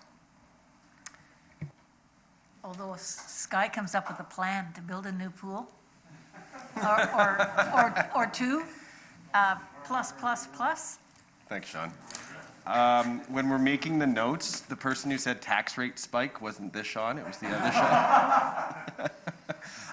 But that is absolutely true. It's not a sustainable city at this particular residential mill rate, and what we're working hard to do is to make a plan for the next 3 or 4 years to get back into a sustainable position. We are pulling out of reserves right now, almost basically on an operational side. And that's not sustainable going forward. So nobody wants to see a 20% increase or a 15% increase or whatever that ends up being. So we're working pretty hard to get some additional options here, which actually brings me to the next slide. One thing that we did, no, keep going. There we go. One thing that we did notice this actually predates me. I think Wayne did some analysis on the light industrial mill rate last year, and then I've refreshed it for 2020 numbers here. We don't have a ton of light industry in Merritt, but we've identified that as a potentially beneficial area to pursue going forward. There aren't a lot of heavy industry operations, and they require large sites like the Toko site or something like that. But there are a lot of light industries that are getting pushed out because of land values out of the Lower Mainland, out of the Kelowna area that just can't afford to keep operating. And then the Kelowna, even Kamloops, has a significant number of light industries. And I'm talking things like bakeries, like heavy-duty truck repair, things like that. Businesses where people work, where you have 5 jobs an acre, 8 jobs an acre, like fairly job-dense operations. I was looking at Spelunchine's Light Industrial Park, and they have, I'm not actually sure why, but they have two very, very large bath products manufacturers that both have hundreds of employees. So this is it's a very viable thing, and Sean Smith's been working very hard on whether this is a good fit for Merritt and how we make it a good fit for Merritt, obviously. One of the key points there is the industrial tax rate. So you can see on this graph, the current light industrial tax rate in Merritt is the light orange line there, and we're above the average. This basically this graph is organized from highest tax rate on the left and lowest tax rate on the right. And you can really see there's a lot of assessment value. The blue bars are the assessment value, so how much those places are worth. In the lower tax zones, there's a lot more assessment value. So we're recommending something that approaches the average. So to get these, I looked in different interior BC towns that had an assessed value of light industrial between, I think it was 5 and 20 million. It's just very comparable communities, and looked at what their mill rate was.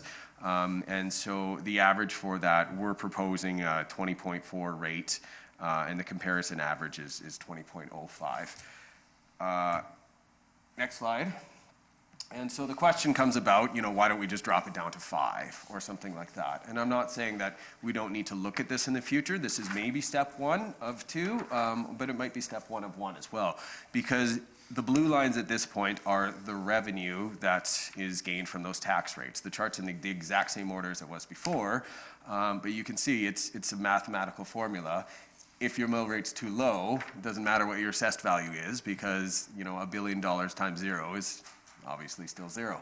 So it's a bit of a balance here. We feel like we need to and it's about, I think that's about a 27 and a bit percent reduction, somewhere around there.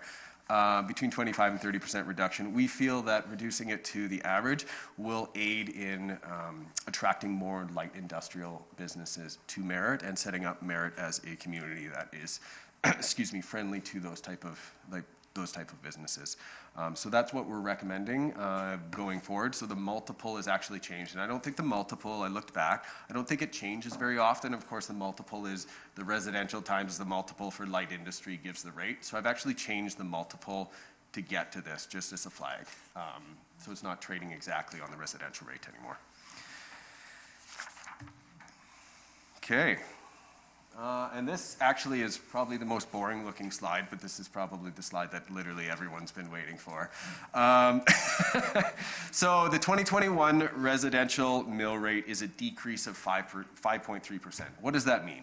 That means that if your house value went up by 5.3%, you will pay the exact same amount of taxes this year as you did last year. And it's a little bit of a complicated concept, but we're basically saying if we're charging you on a percentage basis, we've dropped that by 5.3%. So your house can go up by 5.3% and it's the exact same value. The average house in Merritt, and it's wildly different, I was saying this in the Finance and Audit Committee, and I did a little more searching after that by postal code, is wildly different throughout the valley. It's not like the floating tide that raised all boats. There's a significant difference in different, and I'm sure your constituents are going to tell you about the 50%, about the 100%. Nobody's probably coming to you about the minus 30%, but they're in there as well, but they're paying less. But it is wildly different all over the map. The average house went up 9%, and so what that basically means is that if your house went up 9%, which is exactly the average, the residential tax increase will be 3.7% for you. If your house went above or below that, you can kind of do the math on it. For example, if your house went up, I have a couple calculations there.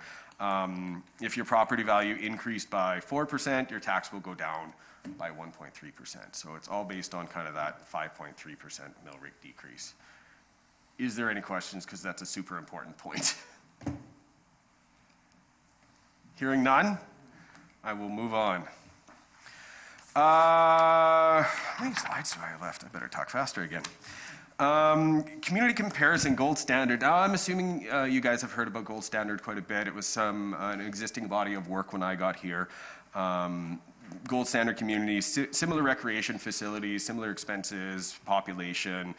They do have different approaches to businesses and residential attraction and taxation, but they are useful for comparing metrics between the different towns. So these are 6, are we in that list? No. So these are 6 comparison communities that kind of I've been using as gold standard communities.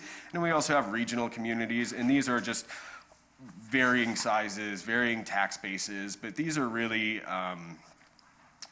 the communities that we compare tax rates to in the region.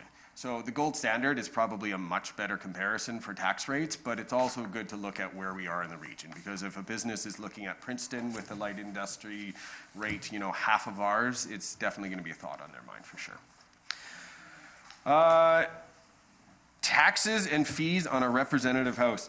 Excuse me. So these are all new slides for the Finance Audit Committee, so if, again, any questions, let me know. This is versus the gold standard communities.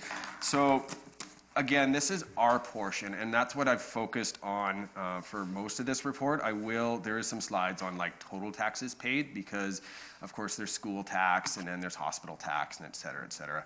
But these ones this particular graph is the municipal levy, the parcel tax, and then the actual water, sewer, garbage bill. So these are fees within our control. The BC average overall 162 is 2,780, and Merritt is 7 or 8%, 7% below that at 2,584. And so you can see we're fairly middle of the road on the gold standard communities, and we're a fair bit below the BC average as well.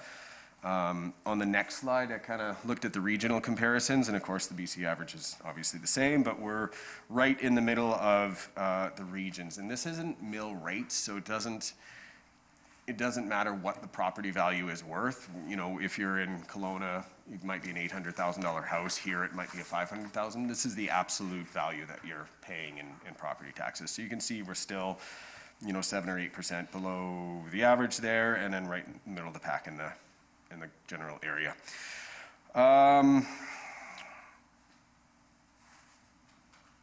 When you talk about regions, are you talking about TNRD region only? No, because we've I've got some other Penticton. ones in there. I No, went you're to right. Central Okanagan. I tried to, Yeah. for regional comparison communities, I tried to really think, hey, if somebody's moving out of the city, out of Calgary, out of Vancouver, Are they specifically going to Kelowna, or are they going to, this particular regional district? I think they would just be looking for kind of a nice small town, exactly like I did, and end up in a great place like this, right? And how does the tax rate compare between those communities? Okay, so I think I took that slide out. Taxes and fees. This is kind of the same graph as before, except I've added in the other government taxes, which is the yellow section at the top of that graph. Again, we don't have any control over that, but I wanted to show it just because everyone's looking at it and going, oh, it's not $2,500, I'm paying $4,000 and mine's an average house. And that's why, is because the province levies fees that we collect, so our residents will see that on their tax bill. But then we remit it for schools, for hospitals, for MFA, for a bunch of different purposes. So it's important to recognize that they are in there.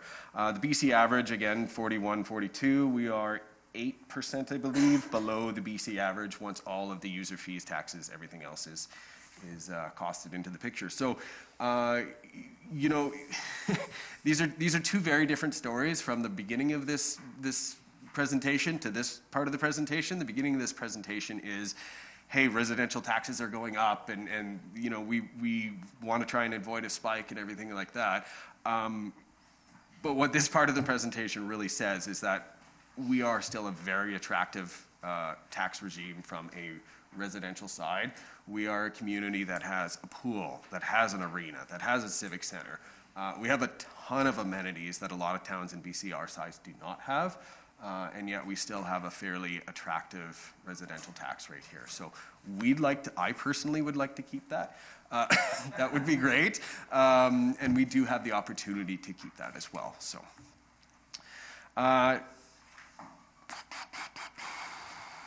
this is the same, this is taxes and fees on a representative house. A lot of municipalities publish this, so it's kind of included as a comparison. If you look through other munis reports, they'll have kind of the same thing. So this is all of the taxes and fees that would be levied on a house and where exactly they go. The ones that are exploded out of that pie graph are not ours. So we collect it on behalf of the province or the regional district, the hospital tax, school tax, everything else. We have no control over those. The ones that we do have control over, of course, parcel taxes, user fees, which is your water bill, and then the general municipal levy. It's kind of like the little graphic that they used to have on the gas pumps where it says, hey, don't blame us, that gas is $1.20 because it's all going to the federal government. Kind of like that. Tax rate summary, this is the last one. I swear you don't have to listen to me talk anymore. This is just an accounting slide with a whole bunch of numbers on it. That probably doesn't make a whole lot of sense when you first look at it. The thing to look at here is the change over time. So 2020, we dropped the residential mill rate by 5.7%. 2021, we're recommending a drop by 5.3%. And this is just, again, because the average value of the house is going up. And so it's not a reasonable thing to say, hey, your value of your house went up 20%, so we're just going to spend 20% more money in the town. We base our budget on our service level delivery. I think that's it. Any questions for Mr. Strang? Councillor Luck. Thank you, Mayor. Thank you for this information, because we hear the cry, and I'm one myself that says that our taxes are very high in Merritt, right? And so this information has just been, invaluable for my understanding of what's happening here and everything in the community. So why is it that we're thinking our taxes are high? What component do you think is causing that, do you think, in our community? Why do we think that? And of course, that's as Mr. Smith comes to the mic there, this is going to be really important, because if we're not careful, we're going to get that spike that we talk about, and it's going to go above the average line if we're not careful. Is that correct? So it's a multi-part answer, Yeah. But what I will say is it's important to understand who the representative person is that's saying it, Yeah. and the representative home that they came from. So as you saw on the previous chart, it was showing the representative home, which is kind of your averaged valued home. So if somebody is moving from a community where, I'm just going to make a generalization here, it's not rigidly true, but for the most part you saw that communities charge a similar tax rate. They need to provide a similar basket of services, but where the value of the home that people live in is wildly different. So in Kelowna, if somebody moves to Merritt from Kelowna and they are in a $600,000 home, there's a good chance that that is going to be below or right around the average valued home. If they move to Merritt and buy a $600,000 home, they are buying something that is closer to 1.8 times the average of the representative home in Merritt. And so you are going to be paying in Merritt roughly 1.8 times the representative tax value. And so I think that that explains a lot of it, because many of the people who are coming here are coming from the Lower Mainland, where despite the fact that they have homes that are, valued at 5, 6, 7, 8, 900,000, that's much closer to the average. And so there, or 1.8 million or whatever the case is. I'm 500. Yeah, that's exactly right. And so there, it's not. You might have a $1.5 million home, but that's only 1.5 times the average. And so they're going to be paying $7,000 or $8,000 in taxes on that $1.5 million home. But they come here and they buy a beautiful home, a $600,000, $700,000 home, and they're saying, shoot, my taxes are higher. It's because it's twice the average home in Merritt. And so I think that it's understanding that you're paying based on, and we tax based on that average home. And so if somebody has something that's twice the value, they're going to pay twice the tax. As our tax rate decreases, that will become less and less noticeable, the same way it is in those places where their assessments are higher. Good explanation.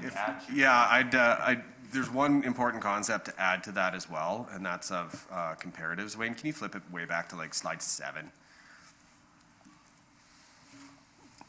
Go, keep going, way back. It's the one with the 2 graphs on it. Yeah, right there. So this is really important to notice. In addition to new residents who are moving here, and that's a super good point in buying a house above average, the residents, that will be a very important thing to tell new residents. But what about the residents that are living here that are saying, no, you're wrong, my taxes are going up? They are, right? They are. They are still well below the BC average, but they absolutely are going up compared to what they're used to. To give a little example from my past, I come from, like I said, a residential community where all the taxes were based on residents. A little bit, half an hour away, there's another town called Fort Saskatchewan, and they have, I don't know, probably 5 refineries in town. And so you're living in a town with refineries, but they had an amazing aquatic center. Their taxes were by far the lowest in the region by they were so far off, they were off the bell curve. When you looked at the taxation rates, they were completely paid for by industry. And so that was Merritt. So I only went to about 2015 with this. I gather there was a number more mills here if you look back 20 years ago. So Merritt would have been Fort Saskatchewan. The residents who have been here for 20 or 30 years are used to having services paid for by major industry or light industry. And so they're absolutely right. They're totally right. And so when people are coming to you, it's not just them being mad. They're totally right in that they are paying, and they are paying a higher percentage, but the town budget has actually gone down, and our ability to provide services has actually decreased as well. And so as a resident, without knowing what's going on behind the numbers, I'd be super mad, right? I'm paying more and I'm getting less is what they're seeing. And absolutely that is a true story. And that is just purely because of the heavy industrial tax base that has gone from this town. And so that's why, in my personal opinion, it's important to either communicate that and have everyone be okay with it, or make a good plan to change that into, a different future going forward. Great information. Councillor Christopherson. And if we have fewer and fewer residents, that means the residents that are left pay even more. So we're hearing lots about, people moving into town, and that's not all bad. Yep. We need more people. If we're still going to have the emphasis on residential taxes, we should have more people. And if we have more people, we have more chances of having more industry coming back in, more services, the whole bit. So we're in a growth spurt, and I think we should celebrate. Councillor Bangu. Thank you, Mayor. Not to challenge Councillor Christopherson's observations, but is it more people that we need or more properties? But do people necessarily decrease tax, or is it the properties that they build and so on? Thank you. Thank you, Councillor Bangu, through the mayor.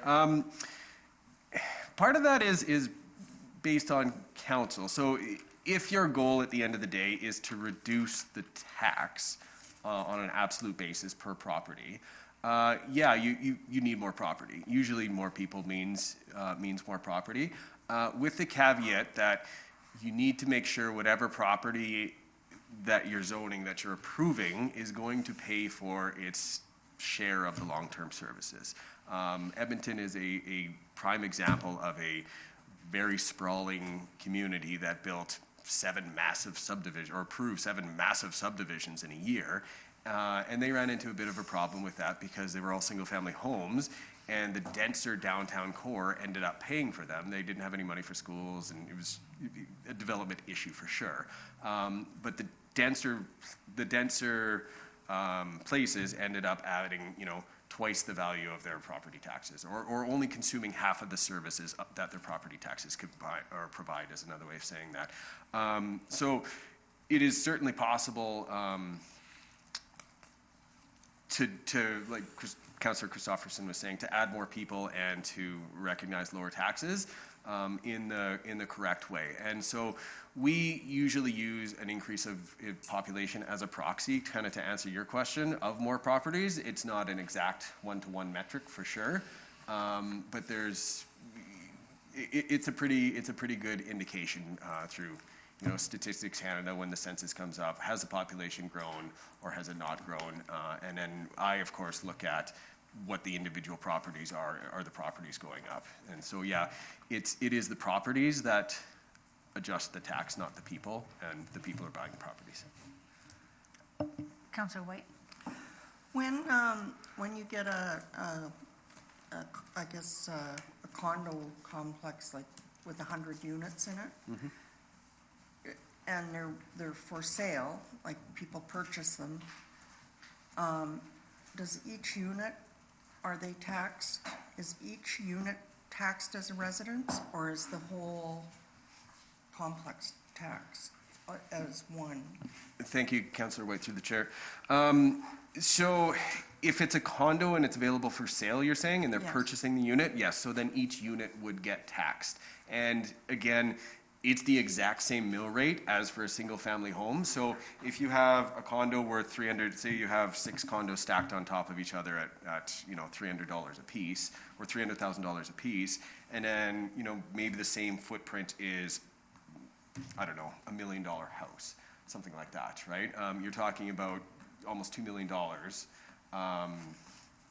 in the condos versus $1 million for the house. You're just going to get more tax value. But it's the person who purchases the condo who actually pays that property tax based on the value of that Because particular what I'm condo. talking about are the condos that look like, I call them apartments, but they look like an apartment. Yeah. So those existed when I was, 18, 19, 20, and they all seem to have been sold off into condos now. But yeah, I totally get what you're saying. When they were apartments, they would have been actually taxed as it's an interesting, not to get too far down the road, but it's an interesting thing in taxation that maybe only an accountant finds interesting. But they used to be, many of them, classified as businesses. And then when they got sold off as condos, they're now under the residential tax rate, which means like 3 times less tax. Just kind of an interesting sidebar. But now they are individual residences. But they are individually taxed, That's not correct. as a whole complex. That's correct, yeah. Okay. Any other questions on our rate? And was there any motion required on mill rates or anything like that? Yeah, through the mayor, if you are in agreement with the presentation as it stands today, we will build this forward into the next meeting when we put forward our 1 to 5 year plan. So we will use these rates when we determine the revenues, and we'll build out our plan accordingly. So if this, then what we're looking at here is a reduced mill rate, a net overall 3.7 on an average assessed home, and also a reduced rate for industrial class down to a competitive rate. So if those are, if council's in agreement with those changes, then that would definitely help us as we build the plan forward. Does anyone have any concerns over those rates? Speak up now or forever hold your peace. Okay. Councillor Luck. I have one theory question, Sean, and Mr. Smith was up on the mic earlier and said we're going to be looking at a spike here. I think that's probably more 70% possibility than it is 30%.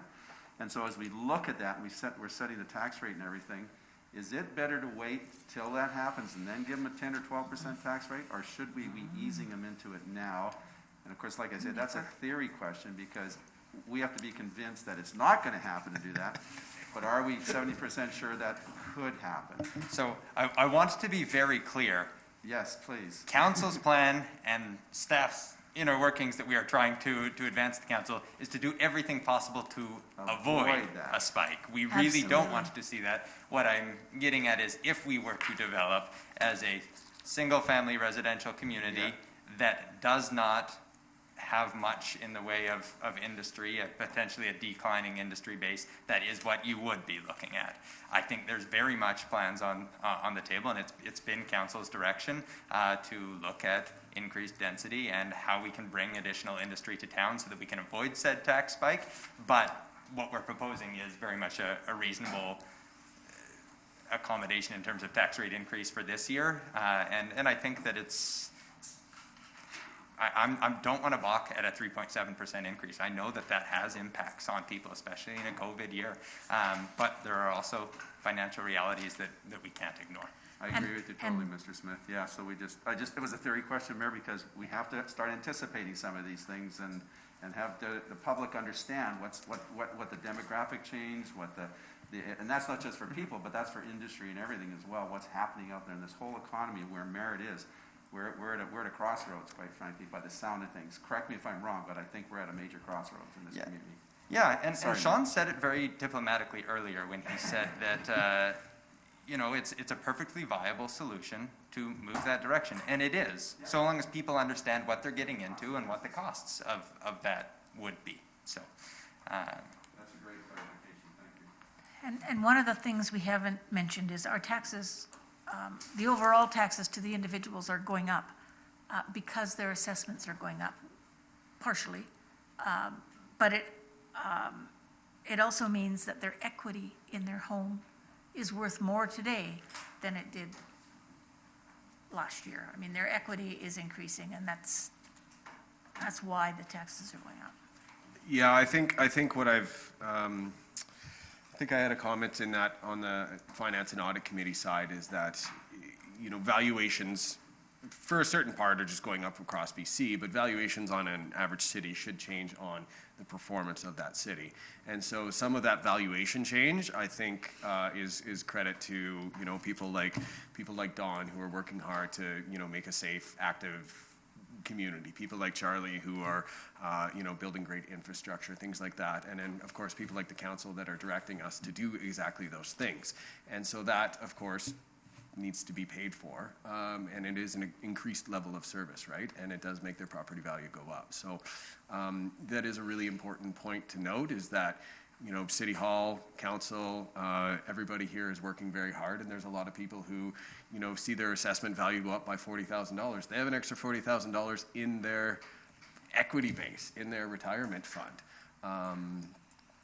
because of the services that are being provided in part. So. And homes that are being sold now are being sold for a lot more than homes were a year or two ago. So it's sadly, yes, because I don't have one yet. Yeah.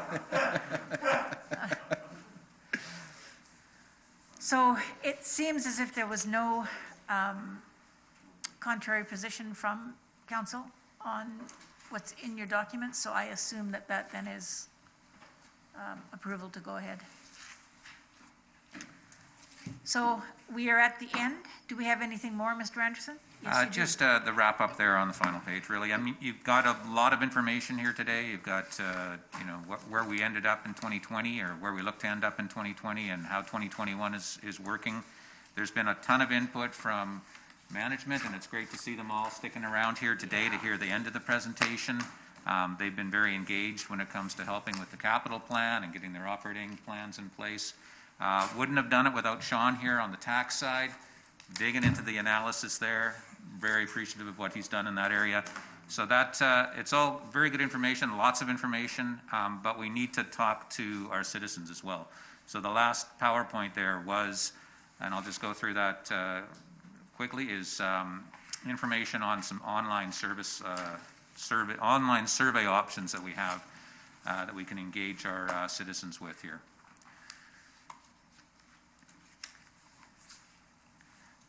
So as per the community charter, the council must undertake a public process of public consultation regarding the proposed financial plan before it is adopted. So we need to go through this process before we adopt, and hopefully we adopt before the May 15th deadline, but it'll be sometime in April that we adopt. The product that we have here is Othello.com, and I did send members of the Finance and Audit Committee some sample surveys that have been done by other communities, and we've used this product in the past, and some sample of the stuff that was included in those surveys. We'll just go through that here. So what we're looking for here is some direction from council on some preferred survey questions or format. So you'll see a few questions and formats that are available to us. We work with Othello to construct the online survey. We have our survey from last year. We could modify it.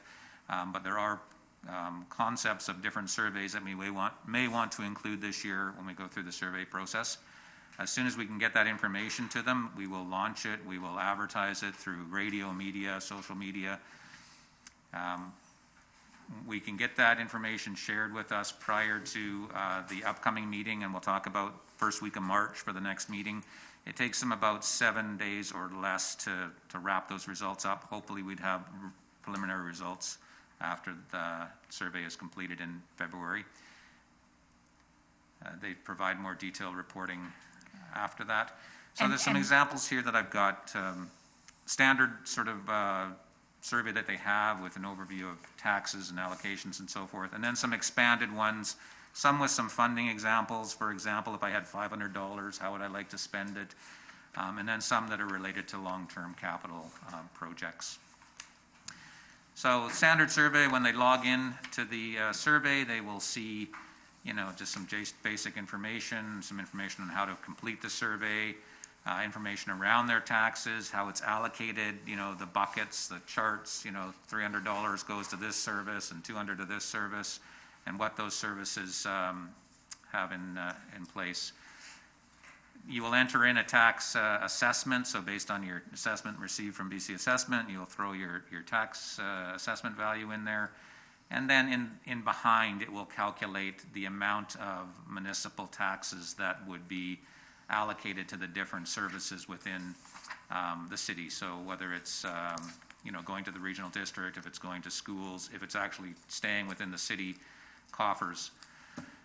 You'd have the opportunity on a standard one, you do some voting. So you take what it does, it positions the middle of the voting at the 342, which would be the amount in this example for protective services. 342 is the amount that we have in our budget.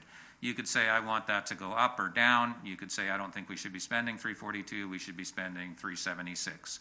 So you could increase the funding to that one. You go through all of the different examples, all the services. At the end of it, it will provide you with a fact that you are 7.35 in this example over budget. You've asked for an increase in 5% increase in recreation, a 10% increase in policing and transit. It will balance that for you, and then it'll generate the information. That comes back to us so we can see from the citizen perspective where they would like us to be directing more funds. So overall, out of the hundreds of responses we hope we get, we can see whether they feel that we need to be spending more in one service area or another. So that's kind of the standard survey. They have sections in there where you can do trade-offs. So you can say one service is not as important as another service, and you can do your ranking that way, and then that can adjust your spending as well too. So there's an opportunity to do some voting where you think that, you know, recreation is more important, or maybe parks and playgrounds are more important. So you've got that opportunity to do some surveying. You've also got some where you can do overall satisfaction, where you say that, you know, pick the 5 top issues that we need to pay attention to. So you can go through and click on the 5 that are important to you, and then we'll see the results of where people are ranking those things. And this one has this example here has a fairly generic one where globally, do you think the services are of good value? So you can rank that. That's kind of the standard survey question. The one that we did that has some more depth to it is Prince George has an example here where they've taken that sort of standard survey and they've added on some additional satisfaction questions, and then also some questions related to COVID as well, because that was important for them. So rating the services here. So how do they feel, you know, better or worse? If you think the performance is excellent or poor, so you can just go through each of the different services that the city provides and rank them in that way. And then they had a COVID-19 survey where they asked questions about how COVID was impacting them personally, how they feel about the potential for the economy to recover. And this question here was, are they utilizing more of the outdoor facilities during COVID? And then a general question around if the city needed to generate more revenue or reduce costs, here are some things potentially we could do. And they may have land that they can sell, and they have other things that they could increase the fees for services, close facilities, those sort of things. So you could ask those kind of questions if there was a need to save funds. And they tracked information around, you know, how did they find out about this survey process, and then also whether they had been a long-term resident of the city or somebody that's only been here for a few years. So all of the results of these surveys that we'll get some analysis around, you know, newcomers versus people that have been here 20 years, where their voting preferences are, and those sort of things. As a person responding to the survey, you will be able to go and view the results of the survey so far. So based on others who have responded to the survey, what are they saying? You know, are they saying that things that are similar to you, or are they saying things that are quite different than how you feel about things? So provides a little bit of feedback, so something for the respondents to look at, and they know that's the information that we're receiving.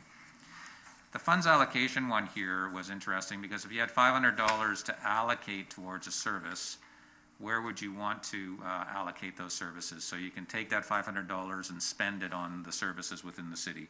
So based on the results of that, I think you would probably get some good feedback on, you know, desire for crime prevention, or desire for more recreation, or maybe some don't have any money going to them, so you feel that we're probably, you know, where we need to be on those ones.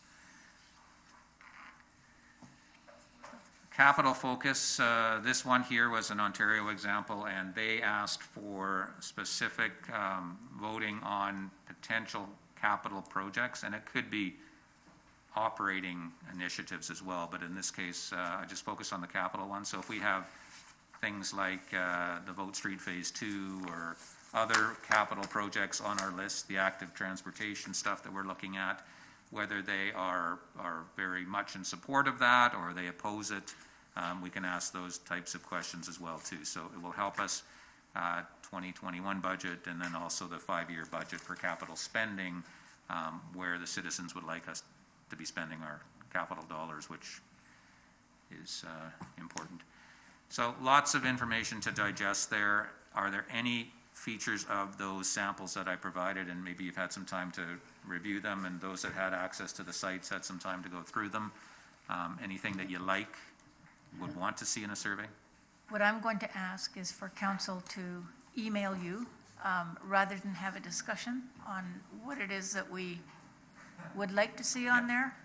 I'm just going to ask them to email you. It's 4:30. It is the end of the day. I think what I've seen this year is an amazing work by the staff in general. All of you have worked well together. You've created this plan by working together and by knowing what each other's needs are. And there's a lot to that from our perspective. We see that you're making it easier for us to be able to do our jobs, and you're also, I think, getting the right information to finance so they can present this information to us. And in my time here, this has been the best process that I have seen. It's not, a lot of it is stuff that we need. We've prioritized it correctly. You've negotiated amongst yourself as to which project will take priority. And we still have a lot of input from us and the projects that we're looking for as well. So I just want to say thank you. This has been a great process. And I'm not going to keep you any longer because...